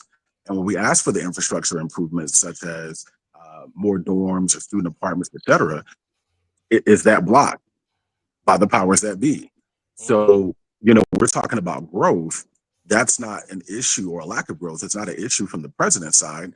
It's, if you're a public institution, that's that halt, that stalwart, if you will, is coming from the states themselves.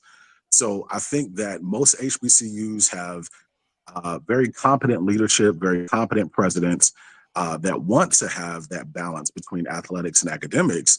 But given the budgets that they're given and other kind of hurdles, they got to make do with what they have. And I think most HBCUs have done a phenomenal job. Now, what I do feel is that our alumni and our fan bases and community, I think we can all do a better job of showing up to games. There are other ways that you can support your HBCU outside of writing a check. You could definitely, advocate for them online. You can actually show up to games, help attendance grow, revenue, et cetera. So I love that we're having this discussion because it does open the door for actual solutions. But is that brother still on here, or did he get kicked off, or where is he? I guess he got kicked off. So Can I chime in? Can I chime in real quick? From what you were just saying, it is correct, because I agree, because my time at Morgan State, Dr. Richardson, I'll just give you an example. Dr. Richardson did an outstanding job as far as the infrastructure, as far as the academic side of Morgan State University. But he learned a lot from Stump Mitchell. When Stump Mitchell came aboard as the head football coach, Stump Mitchell came from Arizona. And there was a lot of things that was going on within the football program that he wasn't used to. And I give Dr. Richardson kudos, because he sat down and had a meeting with Stump Mitchell at that time and asked Stump, what do we need to do to improve the football program?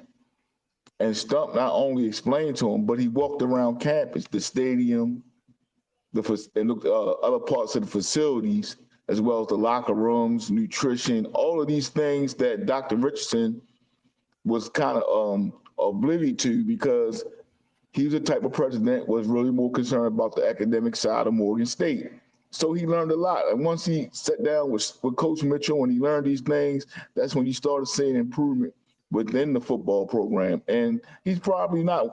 Richardson's probably not the first and not the only president that's kind of, like you said, sir, that's kind of not privy to really what all it takes to build a successful football program. Because first thing Stump told Dr. Richardson, he said you have to get the mentality where your football program is supposed to make money for your university. And that was hard for Dr. Richardson to understand. He didn't get it at first. He said, when you look at your Alabamas and all these other schools and this and that, their football program funds the university. And that's how you should approach it.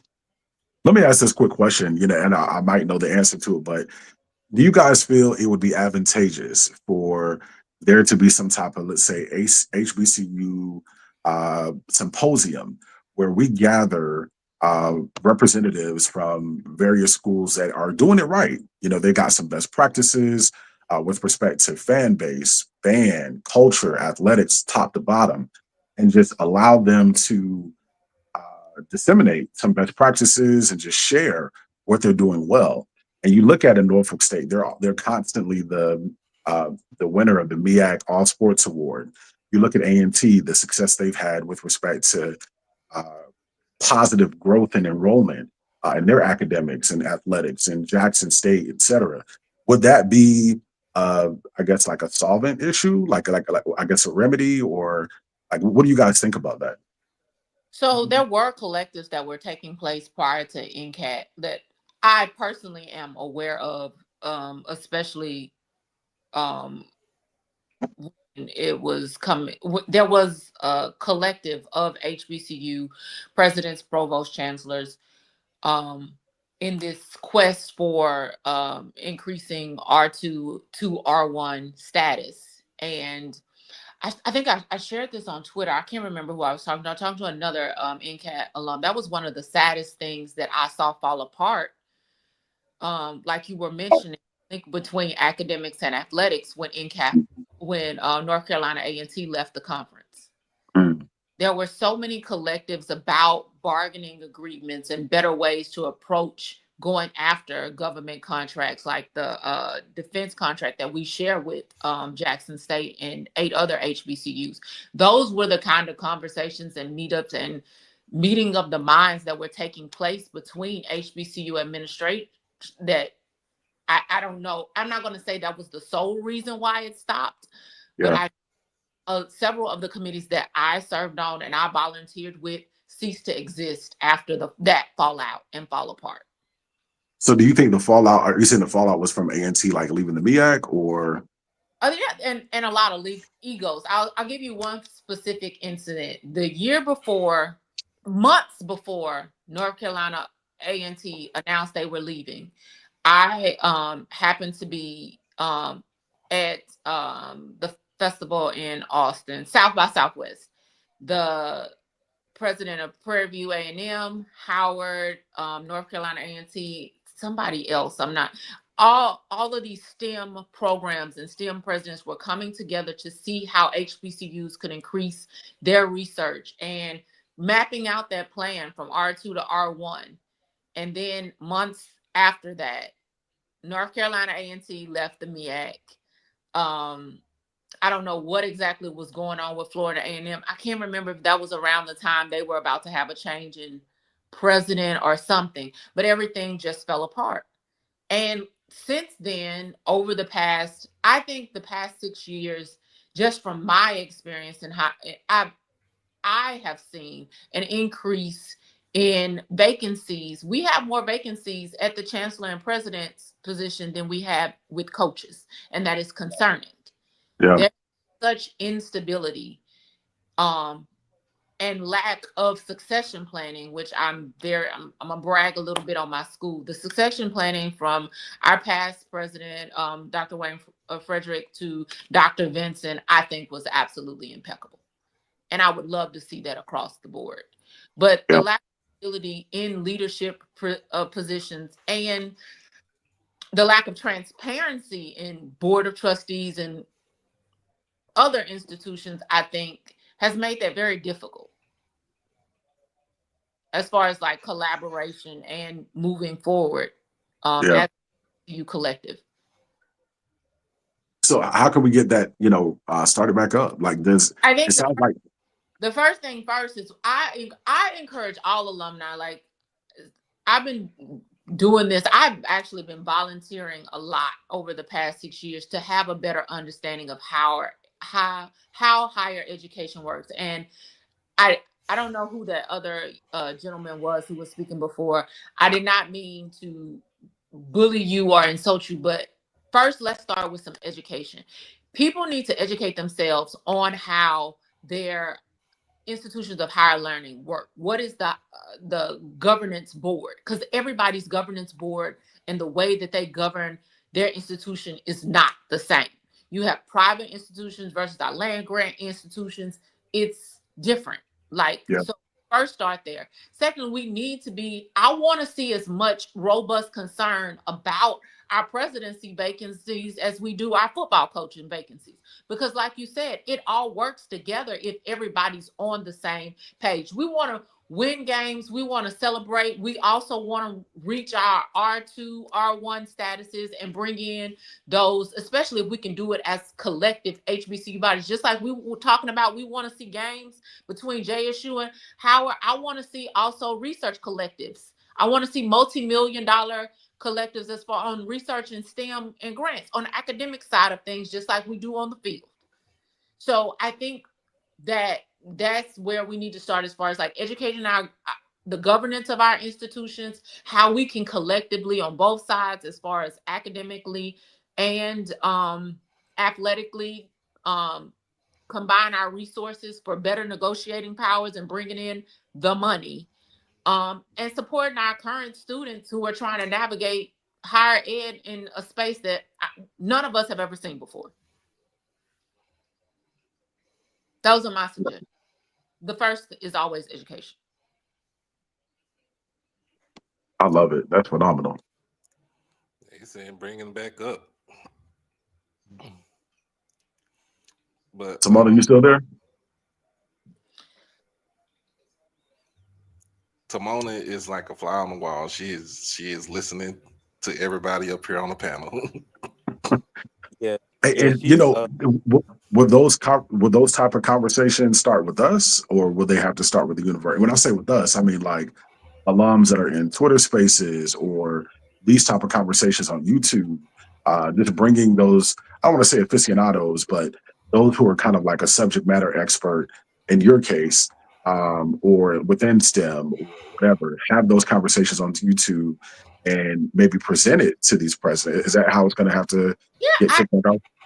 Alumni realize the power that they have. Like a lot of conversations that have transpired between myself and other people in leadership has happened because of my vocalness on social media platforms, and me and also being vocal about my willingness to get done to help my institution.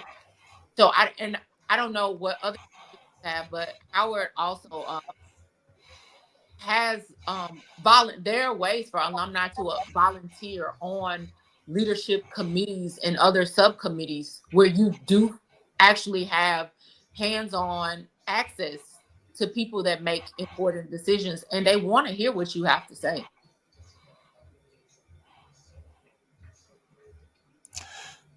That's something very interesting, like for real. I don't know. It's just one of those things where we can't, understand where you're coming from, but at the same time, we can't put just sole emphasis on our leadership saying they're corrupt, because at the end of the day, a lot of our youth and people that's, you know, kids that want to come into the, you know, into our schools, into our institutions, they watch this. They do. And so you don't want to go out there and put a negative connotation on our universities. You know, it's just like it you know, when it comes to academics, it's just like in athletics. Well, like the stuff that we put out on Twitter, will we be going back and forth between, you know, this school, that school, this school? Well, basically everybody versus FAMU and stuff like that. It puts a negative connotation on, because these kids are looking at it and be like, man, I don't even want to go over here. I probably go over this way. You know, it would help a little bit, but so to that point, Let- I have gotten feedback from young who are attracted to how vocal and present you are on social media. Like, they love JSU because they want JSU aunties and uncles that will ride for them. You guys ride for your school and your athletes. Like, that is, I have heard young people tell me that has been very attractive for them when they're deciding where they want to go and where they want to be. So I think it's very, very important that we have a social media and I don't like to solely put the burden on the school to always push things out as far as like social media and branding. That, I mean, not even just for my school. If there is something that is worth sharing from any HBCU platform, I try to reshare or I try to talk about across all platforms, because the burden can't always fall on the school. I feel like we have responsibility as alumni to share what a wonderful and beautiful experience that we have had because of our respective HBCUs and the culture at large. And you know, Dr. Anita, to your point, not just from the social media standpoint, but also alumni that are in these different spaces and industries, we can't put the burden solely on the university to know what some of these latest trends are, not just in higher ed, but you're talking about in banking and engineering and architect, et cetera. So we definitely need to lean on the alums to come back to the university, develop those relationships with provost, department heads, kind of fill them in like, hey, this is what's going on within STEM, because our alums are actually in kind of boots on the ground, if you will. We're in the fields, we're knowing the latest trends, et cetera. So I think that's important as well for alums to come back. And that's another way to give back outside of monetary gifts, to bring back your expertise to the university and kind of guide them on that R2 to R1, you know, journey, you know, business, engineering, STEM, et cetera. So I think that'll be advantageous. Well, I just want to say this because I was cut off earlier, but I know a little something about egos, because that's where really we was getting off to when it comes to leadership, right? Because I'm not saying that, I'm not bringing up corruption to try to downplay HBCUs and devalue HBCUs. I'm bringing it up because I'm not saying something that anybody that's outside of that HBCU space hasn't said already. So the things that I have said have been regurgitated over the years outside of HBCU culture. So when I say that these presidents, right, are corrupt, I'm going in the instance of Thomas Hudson and the reason why he's no longer the president. And then I'll ask, hold on. I didn't cut nobody off. I'm just saying. Let me finish my point, and then you can retort, and I won't stop or cut off nothing. Just let me finish my point, okay? Because we got to be fair here. Now, Thomas Hudson is no longer the president. The person that put him in charge of the university was not through alums. That is a fact. My question to you is, who puts the president in place at Jackson State University? through the IHL. Who runs the IHL?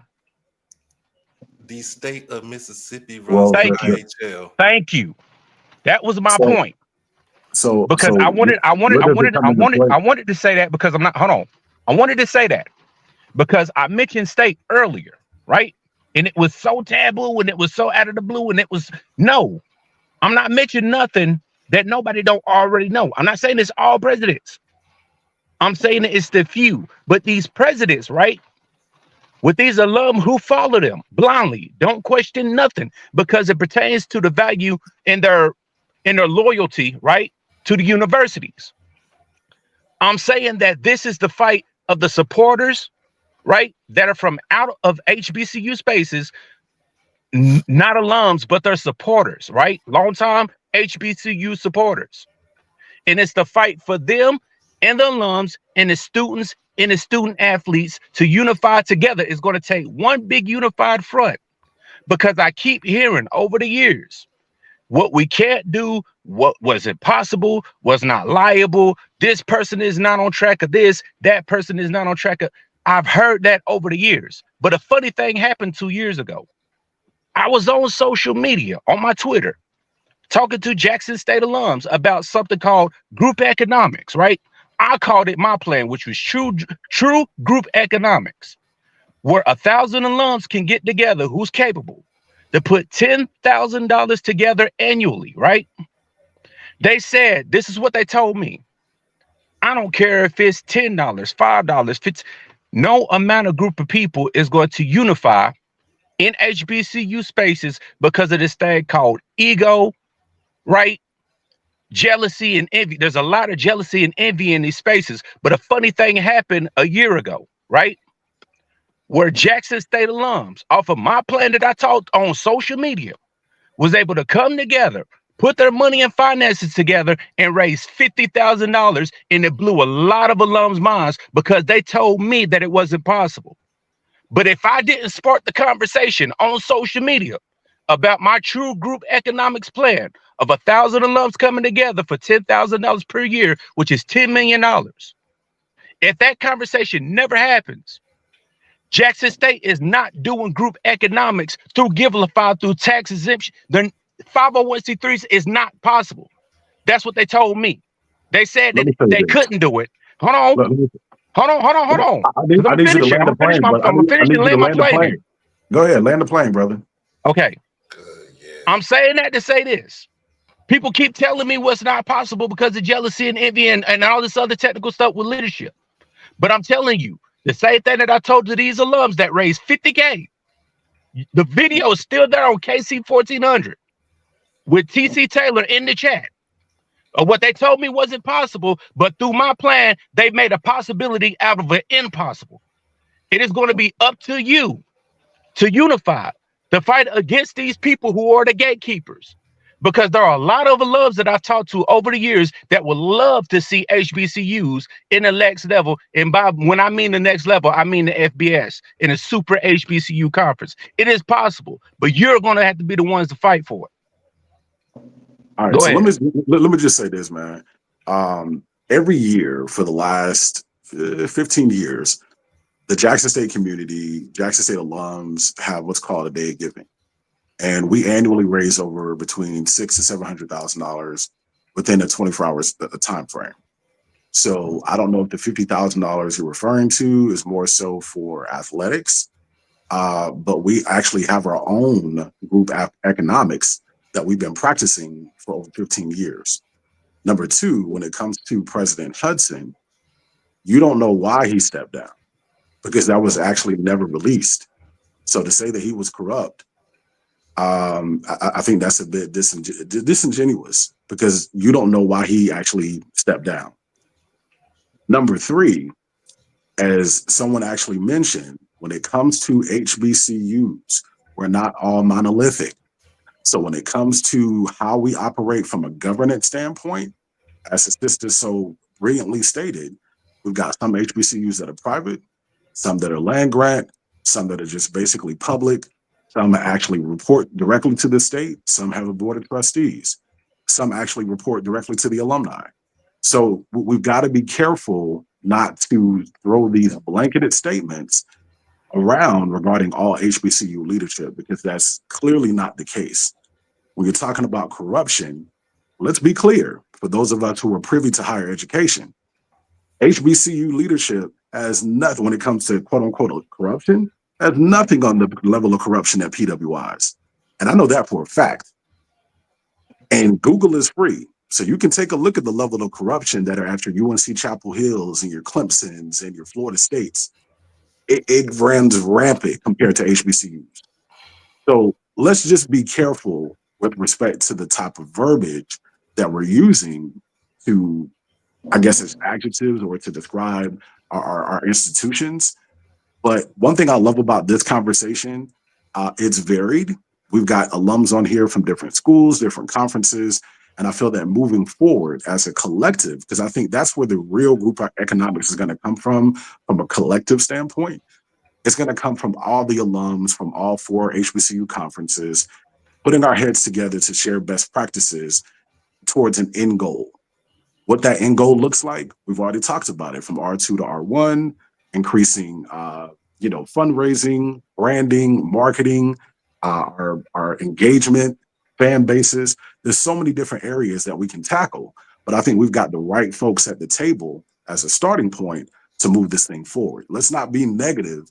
Let's talk about the positives that we're doing, that we're already accomplishing, and let's kind of move this forward. All right. Now, to retort just a little bit, because a lot of the stuff that you said was spot on as far as coming together, the direction and taking it into a positive, that I 1000% agree on. But again, you're talking about HBCUs in comparison to PWIs. We understand that PWIs have been corrupt since the beginning. Even if you go back to the 60s, right? Before the golden ages of HBCU sports, when they came together and did what they did to put HBCUs in a handicapped position, to where the state is still not wanting to do right by HBCUs to properly fund these HBCUs, owing within billions, right? Not millions, but billions that they owe these universities. So we fully are on one accord when it comes to the corruption of PWIs and what they have gotten away with over the years. But what I'm specifically talking about is it's almost as if it's done on purpose, because you got educated, smart people that are in positions of leadership that have, over the years, I'm not talking about in recent years, because the hire of Michael Vick is transcended. The hire of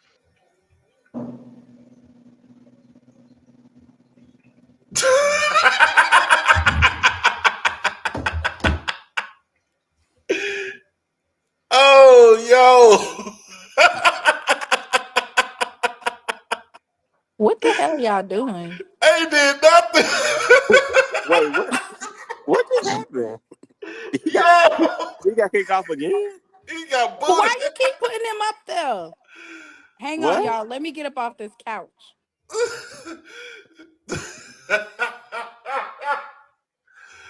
Oh shit, that was funny, y'all. That was funny. I figured I knew where he about to go.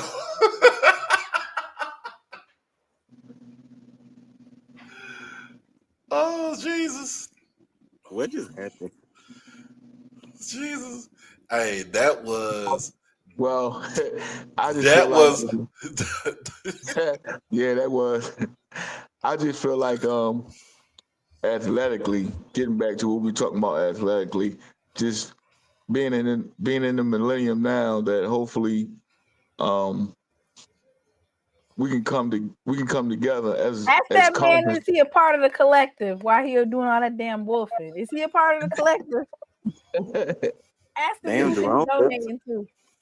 and Jerome and Dr. Kenny should jump out too. Well, Doc, I just hope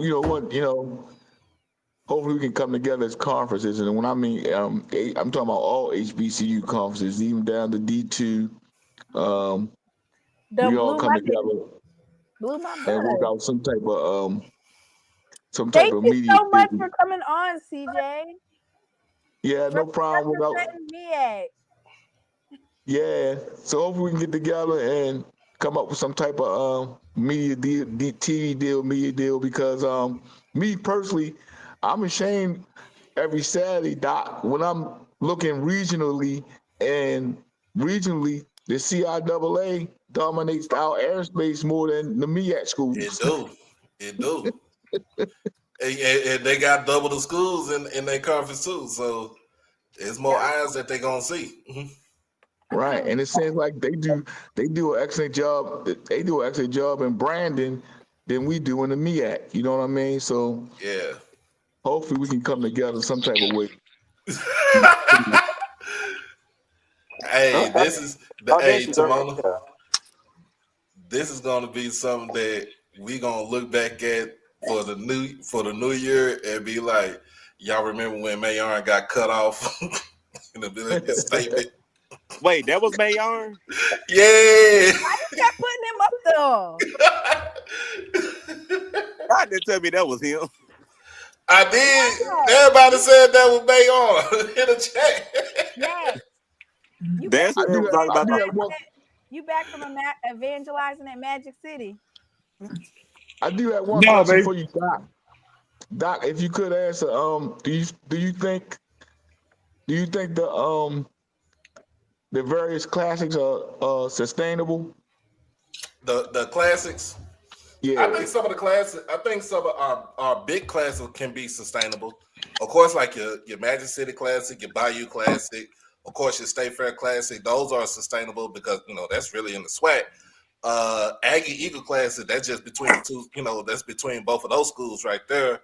That could be sustainable. But I think that we always talk about this is that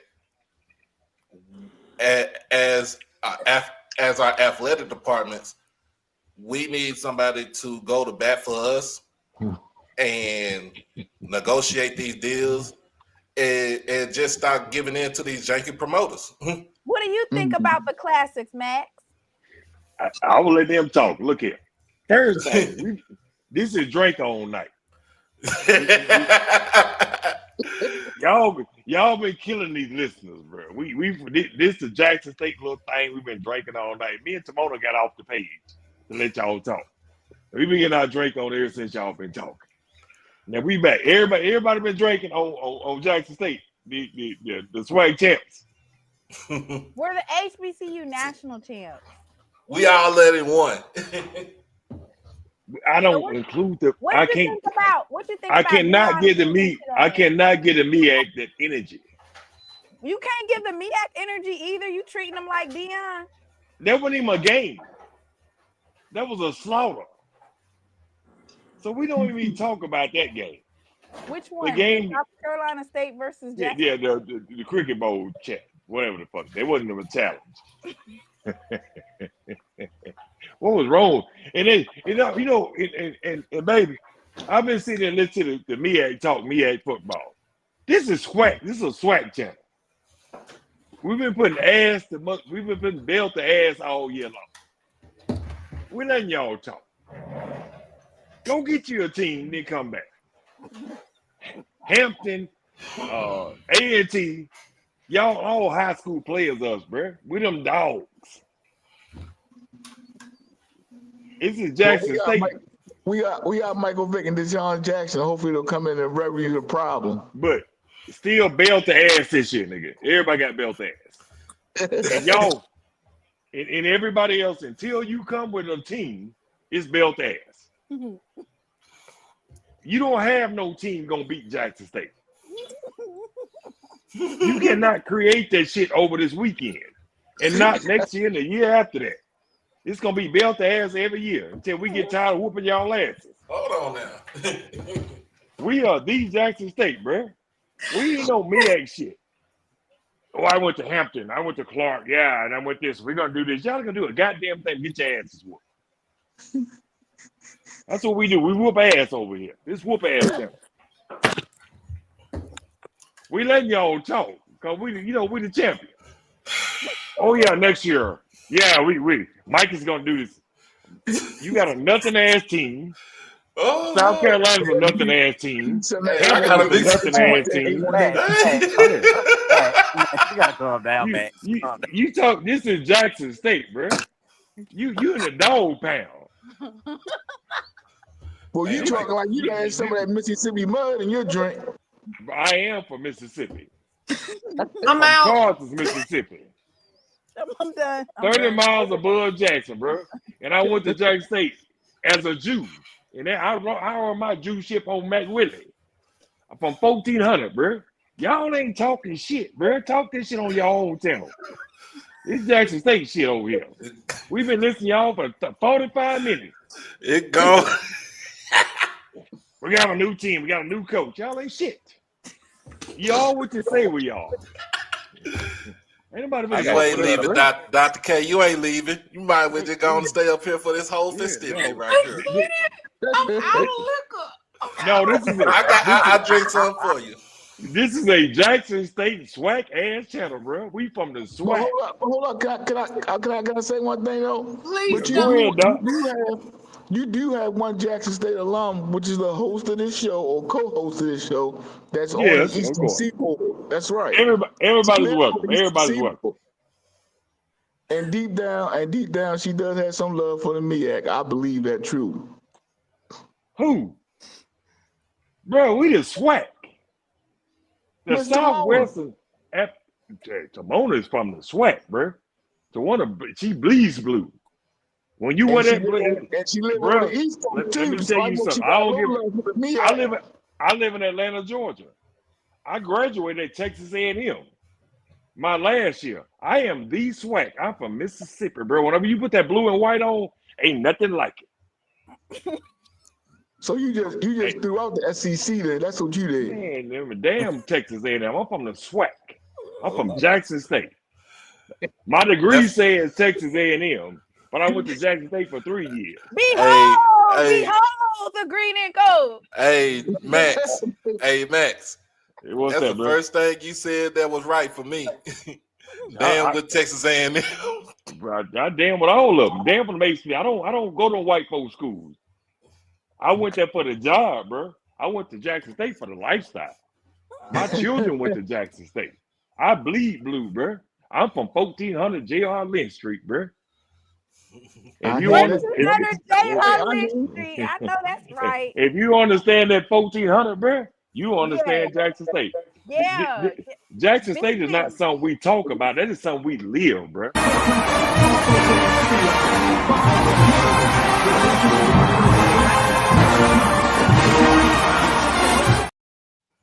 Our students are different. We believe differently. Can't nobody whoop us.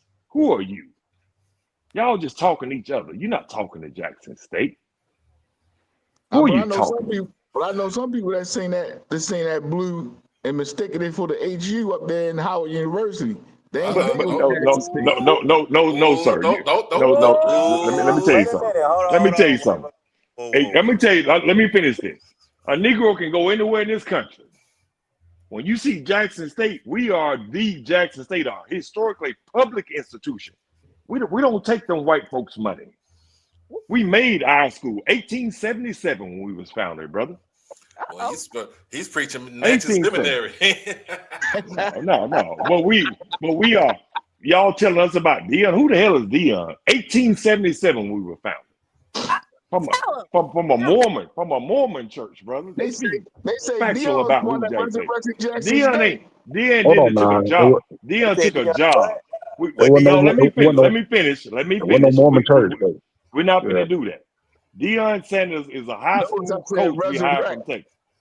He said he resurrect Jackson State. What do you believe? Was Deion born in 1877? No, I know what he did. That's what I wear on my arm, bro. In 2022. I don't give a damn about, bro. 1877, what I wear on my arm.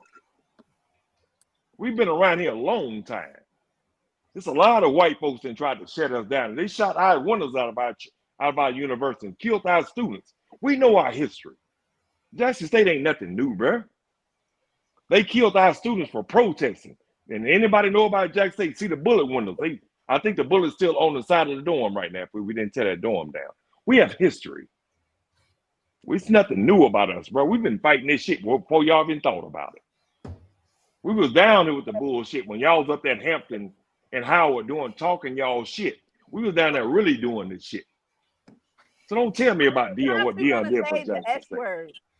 I can only I say don't want. so much. But what we're not gonna do is let these people re-envision history and say they don't know what Jackson State is, bro. We got bullets inside of our dorm where our students got killed for protesting in Mississippi at Jackson State. Amen. Amen. Let's talk about history now. Don't tell me that I don't know about my college. Damn, Deion. I know about the students and what we did at Jackson State became before me. Jackson State has a hell of a history, and I'm proud to be a part of it. When we say 1877, bro, that's what we mean. Deion did a great thing. It's a great thing, but he didn't create us, brother. We've been some rebellious niggas for a long time. Niggas, rebellious niggas. Gonna be drunk as Cooter Brown on this show. Man. Don't be drunk as Cooter Brown. I'm just. But see, no, when we talk about Jackson State, we have to talk about historical values that people that are from Mississippi knows what that college has been through and what we stood against segregation, bro. You're not talking about, you talking about Deion. This is a guy who flew off a plane, was a high school coach. Bruh, in the 40s, we couldn't even drink out the same in the 60s. This is Jackson State. We've never folded for these white folks in Mississippi. Ooh. That's why when we say 1877, that's what we mean.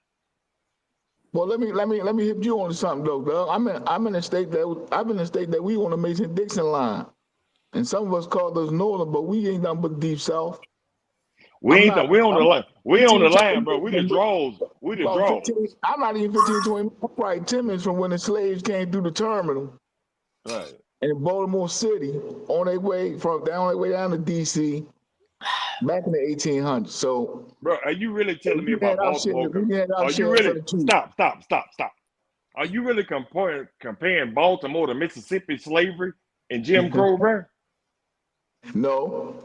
So don't do that. I ain't comparing it. I'm just telling you. I'm just telling you it alone. That's what I'm saying. When Howard University stands, it's easy to stand up north and talk that shit. We talked that shit down in Mississippi and we stood on it.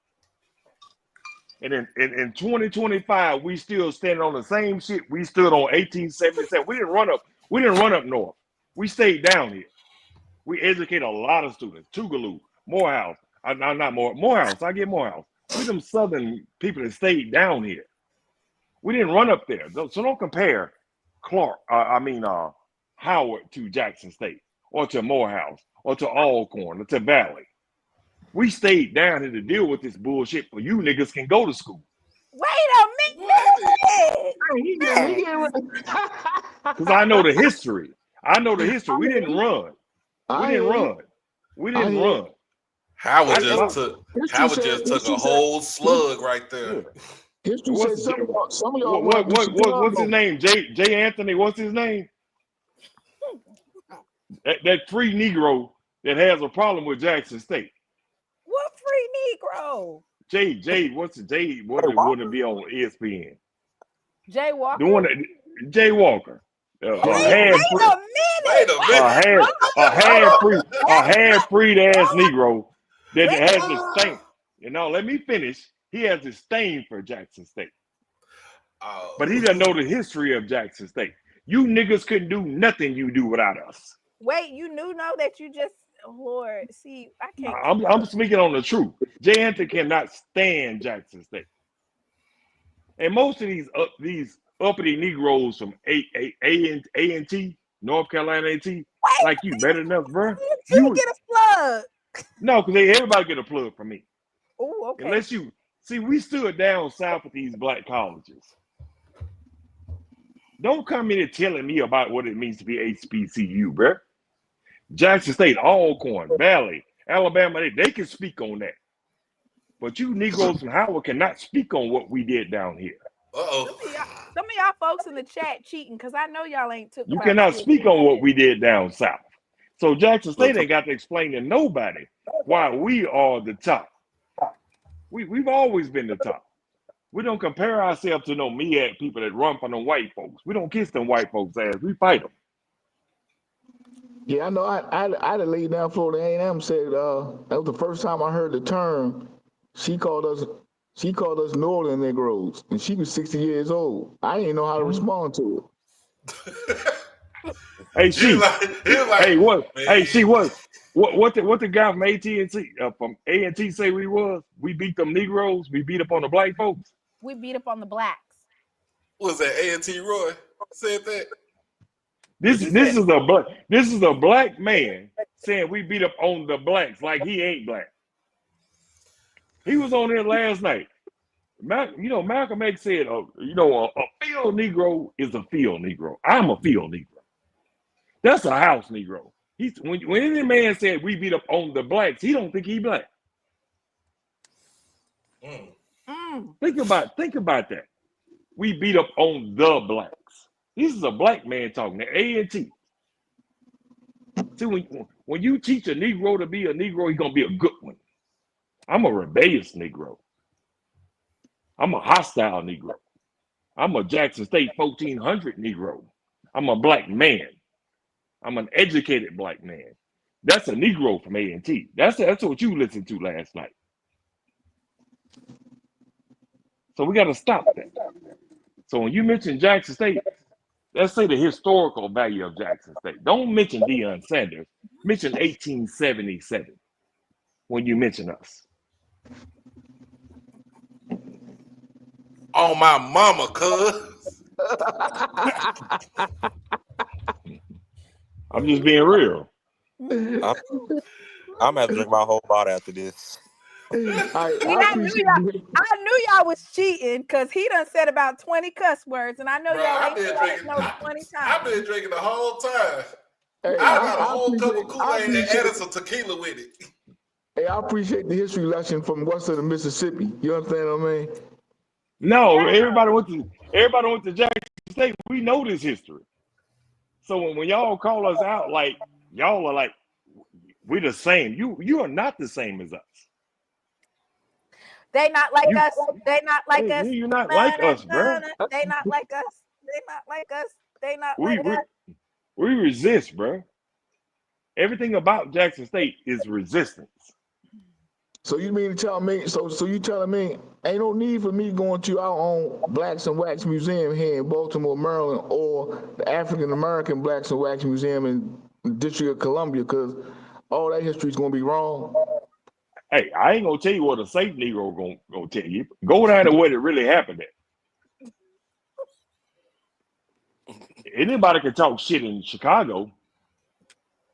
Go down to Mississippi like Martin Luther King did, and you see what happened to him. Go down to South where it really happens. The Jewish guy and the black guy got buried in the dam. That's where the shit happens at. Anybody can talk shit from Chicago and DC. Jackson State was down there. We've been fighting this shit. So you're not like us. That's why we think differently from you all. Come on, bro. That's why we champions.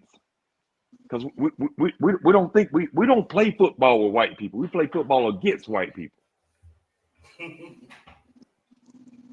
We're different. That's why we call it 1400 J.R. Lynch Street. So anybody from Jackson State, we say 1400, bro.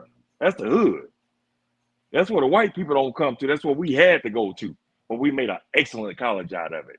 We have some of the smartest students come off that little 1400.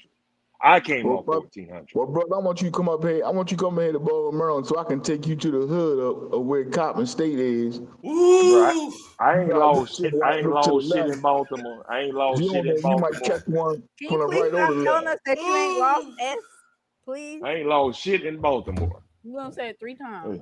He did. Come on to Jackson. Hey, come on. You want to see some gangsters? Come on to Jackson, bro. But at the same time, we Jews. We call ourselves Jews for that reason. But we are trying to get our students to develop our students to be more than that. Because I could have been like a killer and a murderer and all that, but unless for Jackson State, I would be like every other nigga. But Jackson State saved me. It saved so many young black men.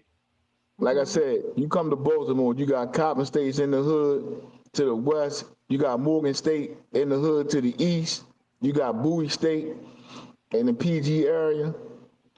Just pick one. I'll take you to it. It's all the same. Negroes, everything. No, I'm gonna be honest with you, brother. It is not the same. Y'all killing each other. We got the white man trying to kill us, and we got black men trying to kill us. We learn to educate our students to say we ain't got to kill. Y'all said y'all was bored, so I got back up on here and shoot. I'll walk down J.R. Lynch Street tomorrow, and we good with each other, because our young men, they understand. They just poverty will put anybody into any circumstance. Mississippi is different. Them white folks try to keep us impoverished. We try to educate our young men to get them out of that. So we're different. If you meet a man from Mississippi, we're always successful young men. I'm in Atlanta. I'm successful because I'm from Carthage, Mississippi. My daddy taught me how to work. These niggas don't work out here.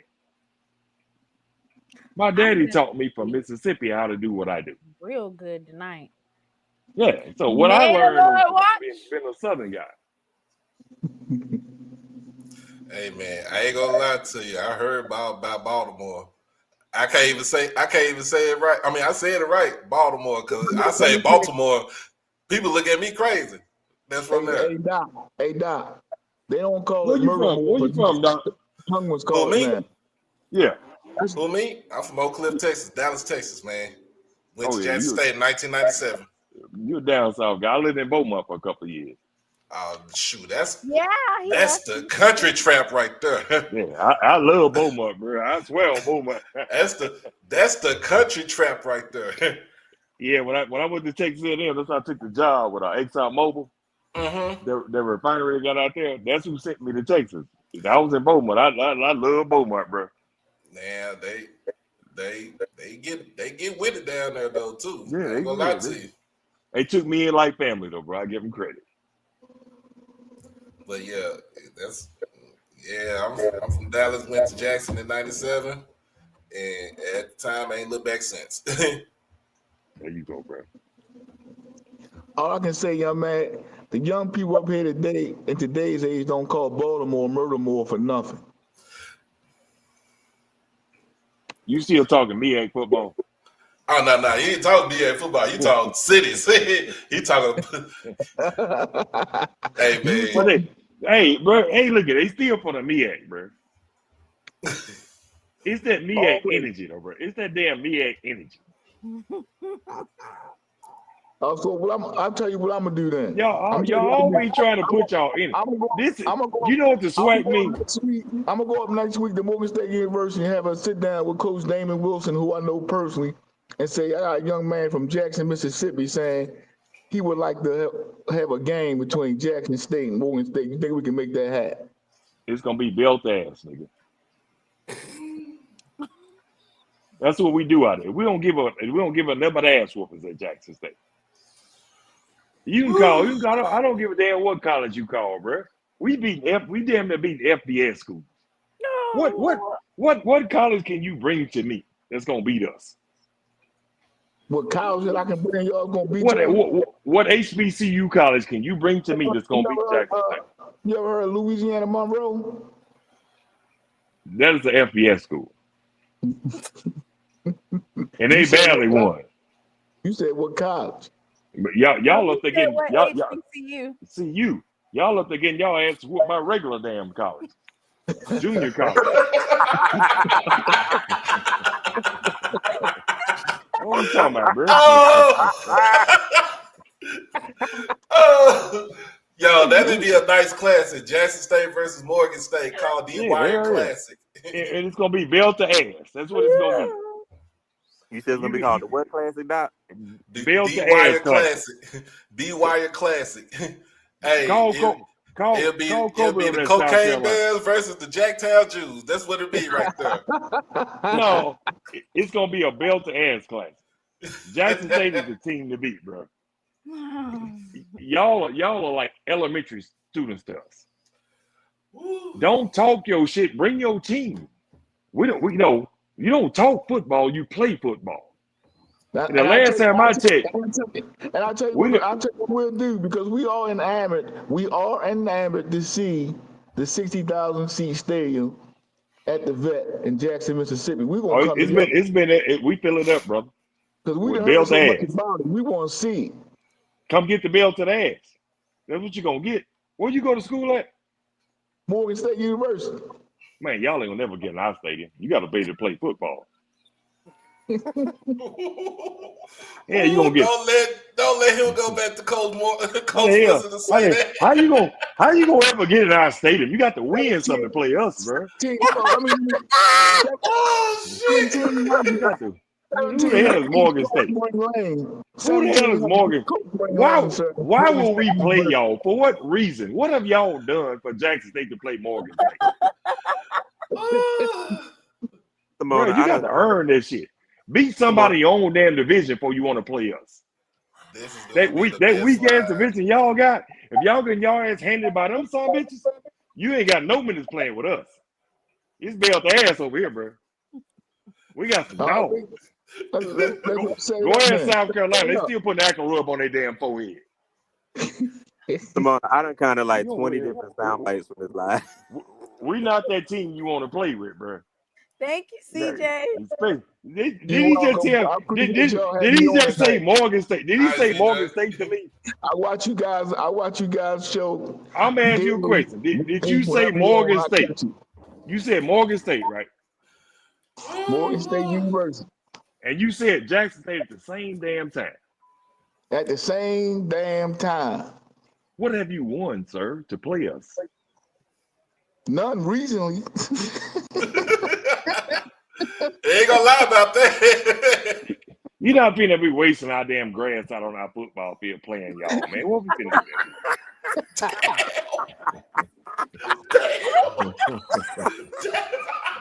You not finna be dragging y'all. Wasting out. Y'all 15 fans gonna come. We're gonna drag y'all ass up and down the field. And for what? Why would you even come down there and do that to yourself? Max done went to Strokers and came back on the. Hell no, I ain't go to Strokers. No, I love Jesus. I don't go to Strokers. I was just joking. But I know. But Jesus gonna forget about me on Wednesday. I might go on Thursday. But no, Morgan, no, y'all need to work on that. Before y'all ever think about playing up. He said you gotta earn a spot to play Jackson. You gotta earn before you gonna get on our field. What the hell y'all talking about? I heard not too much anything, man. You gotta pay what you weigh. You ain't got enough fans and you ain't got enough wins. 15 fans. And you think we're gonna get our 60,000 stadium for y'all? For who? No, we got more than 15 fans. We got more than 15. To get your ass whooped. We got 10,000. We're gonna bring about 5 because we want to see the stadium. We done heard about the stadium. We want to experience the stadium. You need to bring a football team. That's what you don't have. Come over here playing with us, bro. They went 6-6 this past season. Hey, against, like I told Kobe, against who? Man, why you don't do Kobe? Don't do my nephew Kobe like that. No, but we gotta keep playing now. You gotta earn. We not gonna keep playing these cheap ass teams. Y'all gotta start paying us to play y'all. We're gonna whoop your ass, but you gotta pay us. We got other things to do with our time, man. We're gonna meet y'all in the class. We'll pay y'all. We're gonna meet y'all in the class. You can't beat the people you're playing. The hell you want to get Jackson State on the field for? Why would you call the big dog out? Wait a minute. When you know you ain't got no football team. Bell to ass, nigga. That was Kobe. Me and Kobe love each other. And what I tell him, baby, bell to ass. Why do you think Kobe says bell to ass? Because I told him he go get bell to ass. Oh, let me go ahead. Let me go ahead. Wait. Let me go ahead and play that for y'all. Yeah, thank you, baby. Thank you.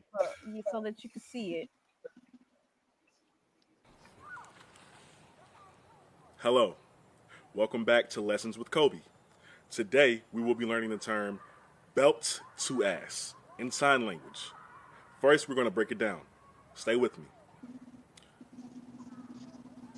belt to ass. One more time. Belt to ass. Together now. Belt to ass. And that concludes my lesson. See you next season.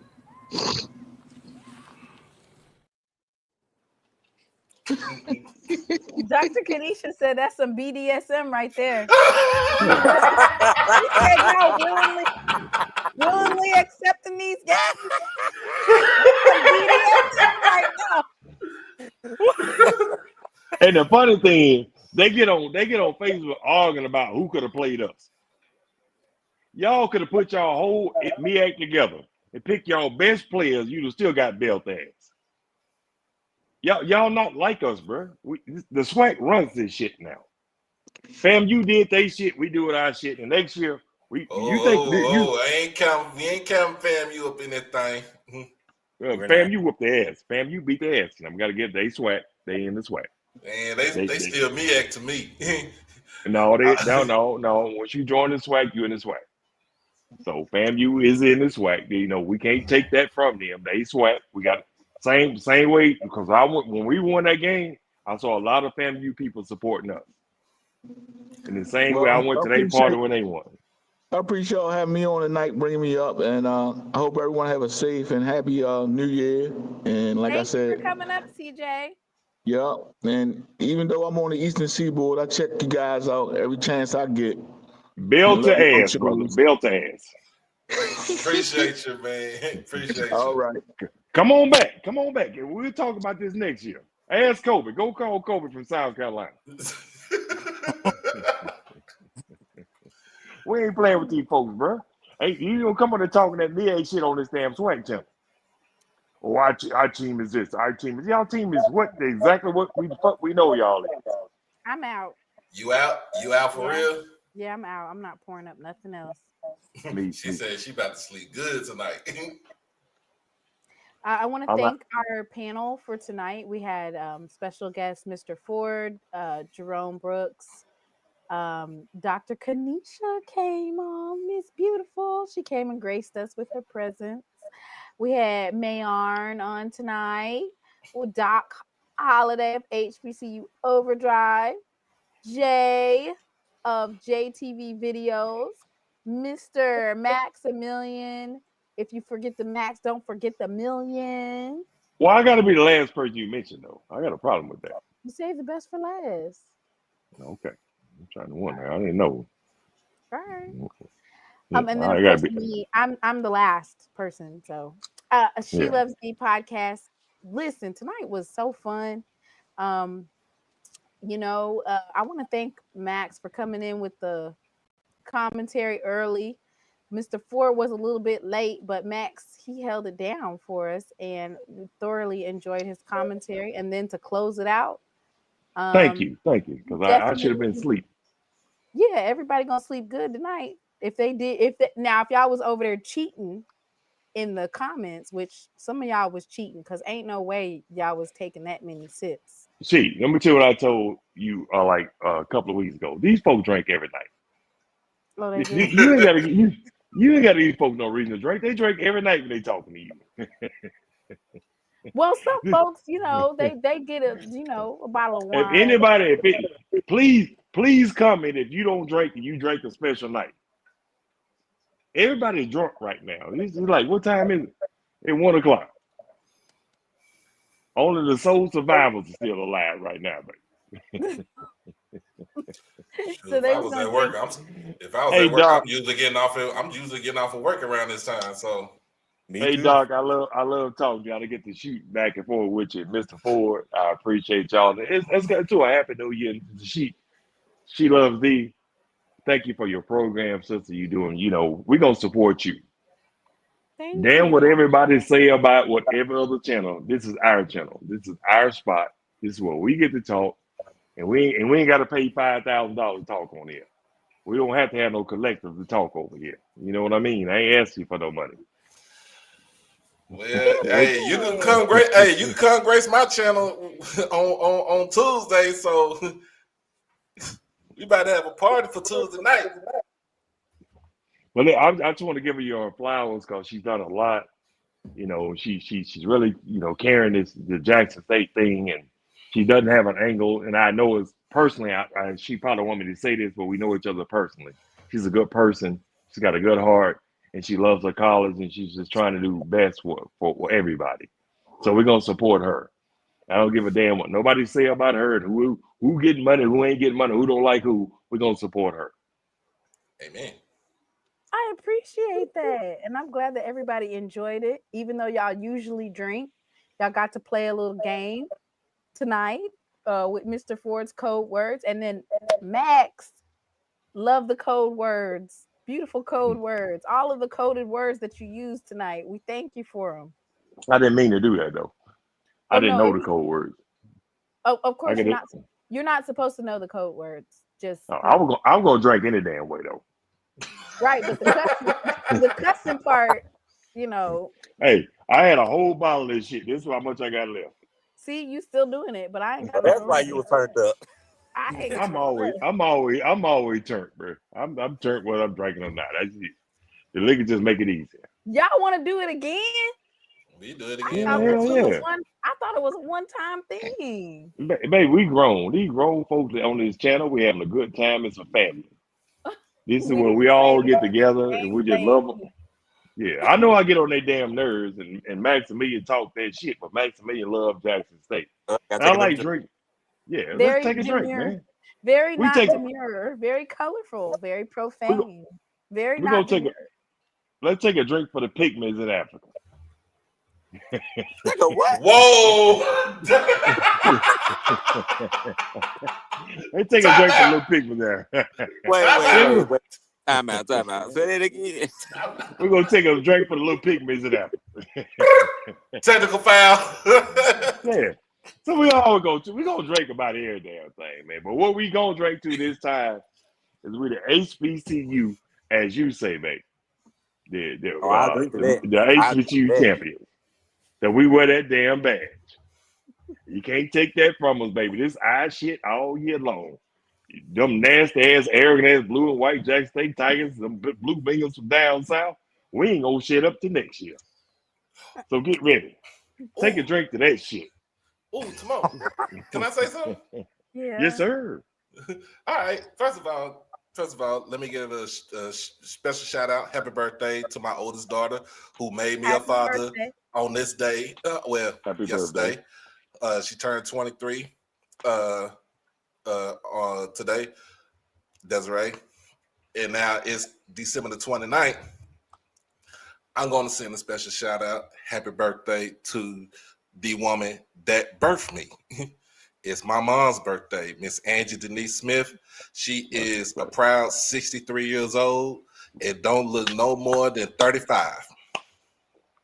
Happy birthday, sister. Shout out, happy birthday to my mama. Your mama's young, man. Man, my mama's 63, bro. Bro. Yeah, Hey. my mama's 83. You got a lot of years with your mama, and bless God for that. Oh yeah. If she wasn't on, I mean, I wouldn't know what to do if she wasn't here.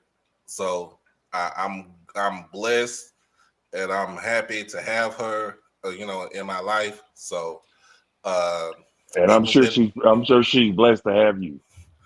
Oh yeah, I'm the only son. I'm the oldest. So yeah, I'm always gonna be blessed. Even when God said it wasn't her time to go, He made a way for my mom to still be here. So I'm gonna put cheers. 20 years on her. I'm gonna put 20 years on her. May the Lord watch. Do you know that? Do you know the benediction? You want to say it? May the Lord watch. You know and what carry it is? you. No, it ain't no carry you. That's not how it goes. Can I be honest? My mama was, when that man was talking to me, I thought my mama gonna die at 63. My mama is 89 years old, and rat bait can't kill her ass. So it is such a blessing to have your mother here with you, and that is a blessing. But she gonna be here. God got her here for a reason. We don't want to die early. Your mama is God gonna carry her. That's my Yep. fact. That's my fact. So I'm glad your mama's still here, but she's got a long life. God has told Yep. me that. And that's my mom, if y'all can see her. She look good too. Mama looking good. That's my mother. Well, happy birthday, Mama. We're gonna say the benediction, and then for all of this festivities that we had tonight, we're You gonna want me to do go the out with the benediction? Lord. Yeah, go Let me ahead do- and read the benediction. The Bible said when Flip Wilson That flip. met Man, Why are you playing so damn much? Oh, What is wrong with you? the Bible said when they came on the boat was empty, and God put some gas in the boat. Hey, somebody say the benediction, because I ain't the one, but I don't do the benediction. We all going to hell. oh Lord. Where's Mr. Ford for the benediction? Cause he can do the Mr. benediction. Ford is asleep. boy, sleep. He is gone to Well, sleep. Oh, okay, I'm gonna do it for Mr. Ford.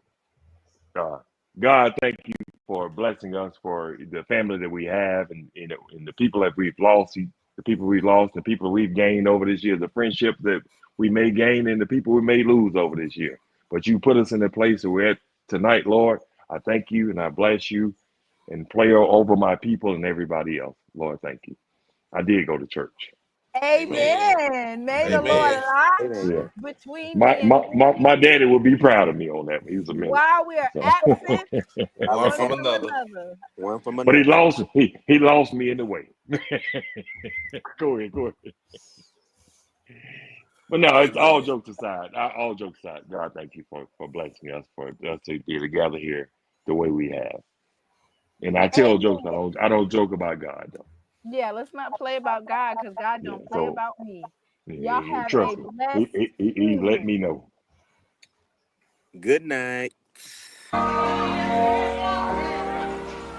I've had some weary days and some sleepless nights,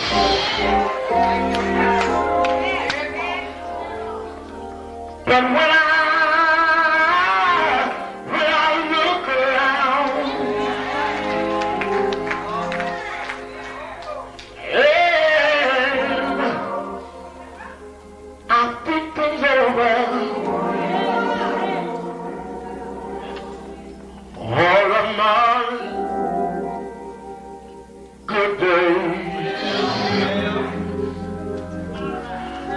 outweigh my bad days. I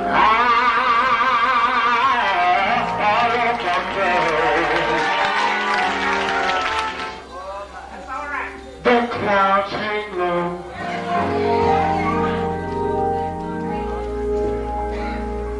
I can hardly see the road. I ask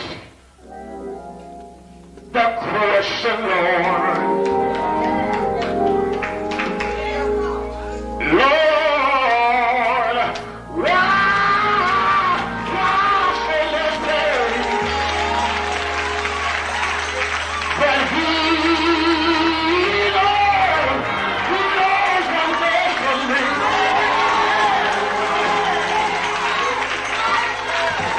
Although my weary eyes, they can't see.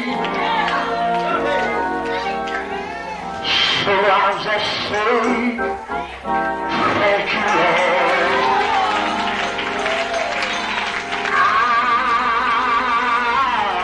I won't complain.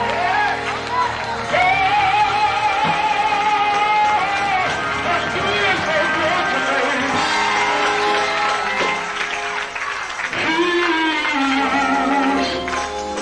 He's been good to me. More than this world.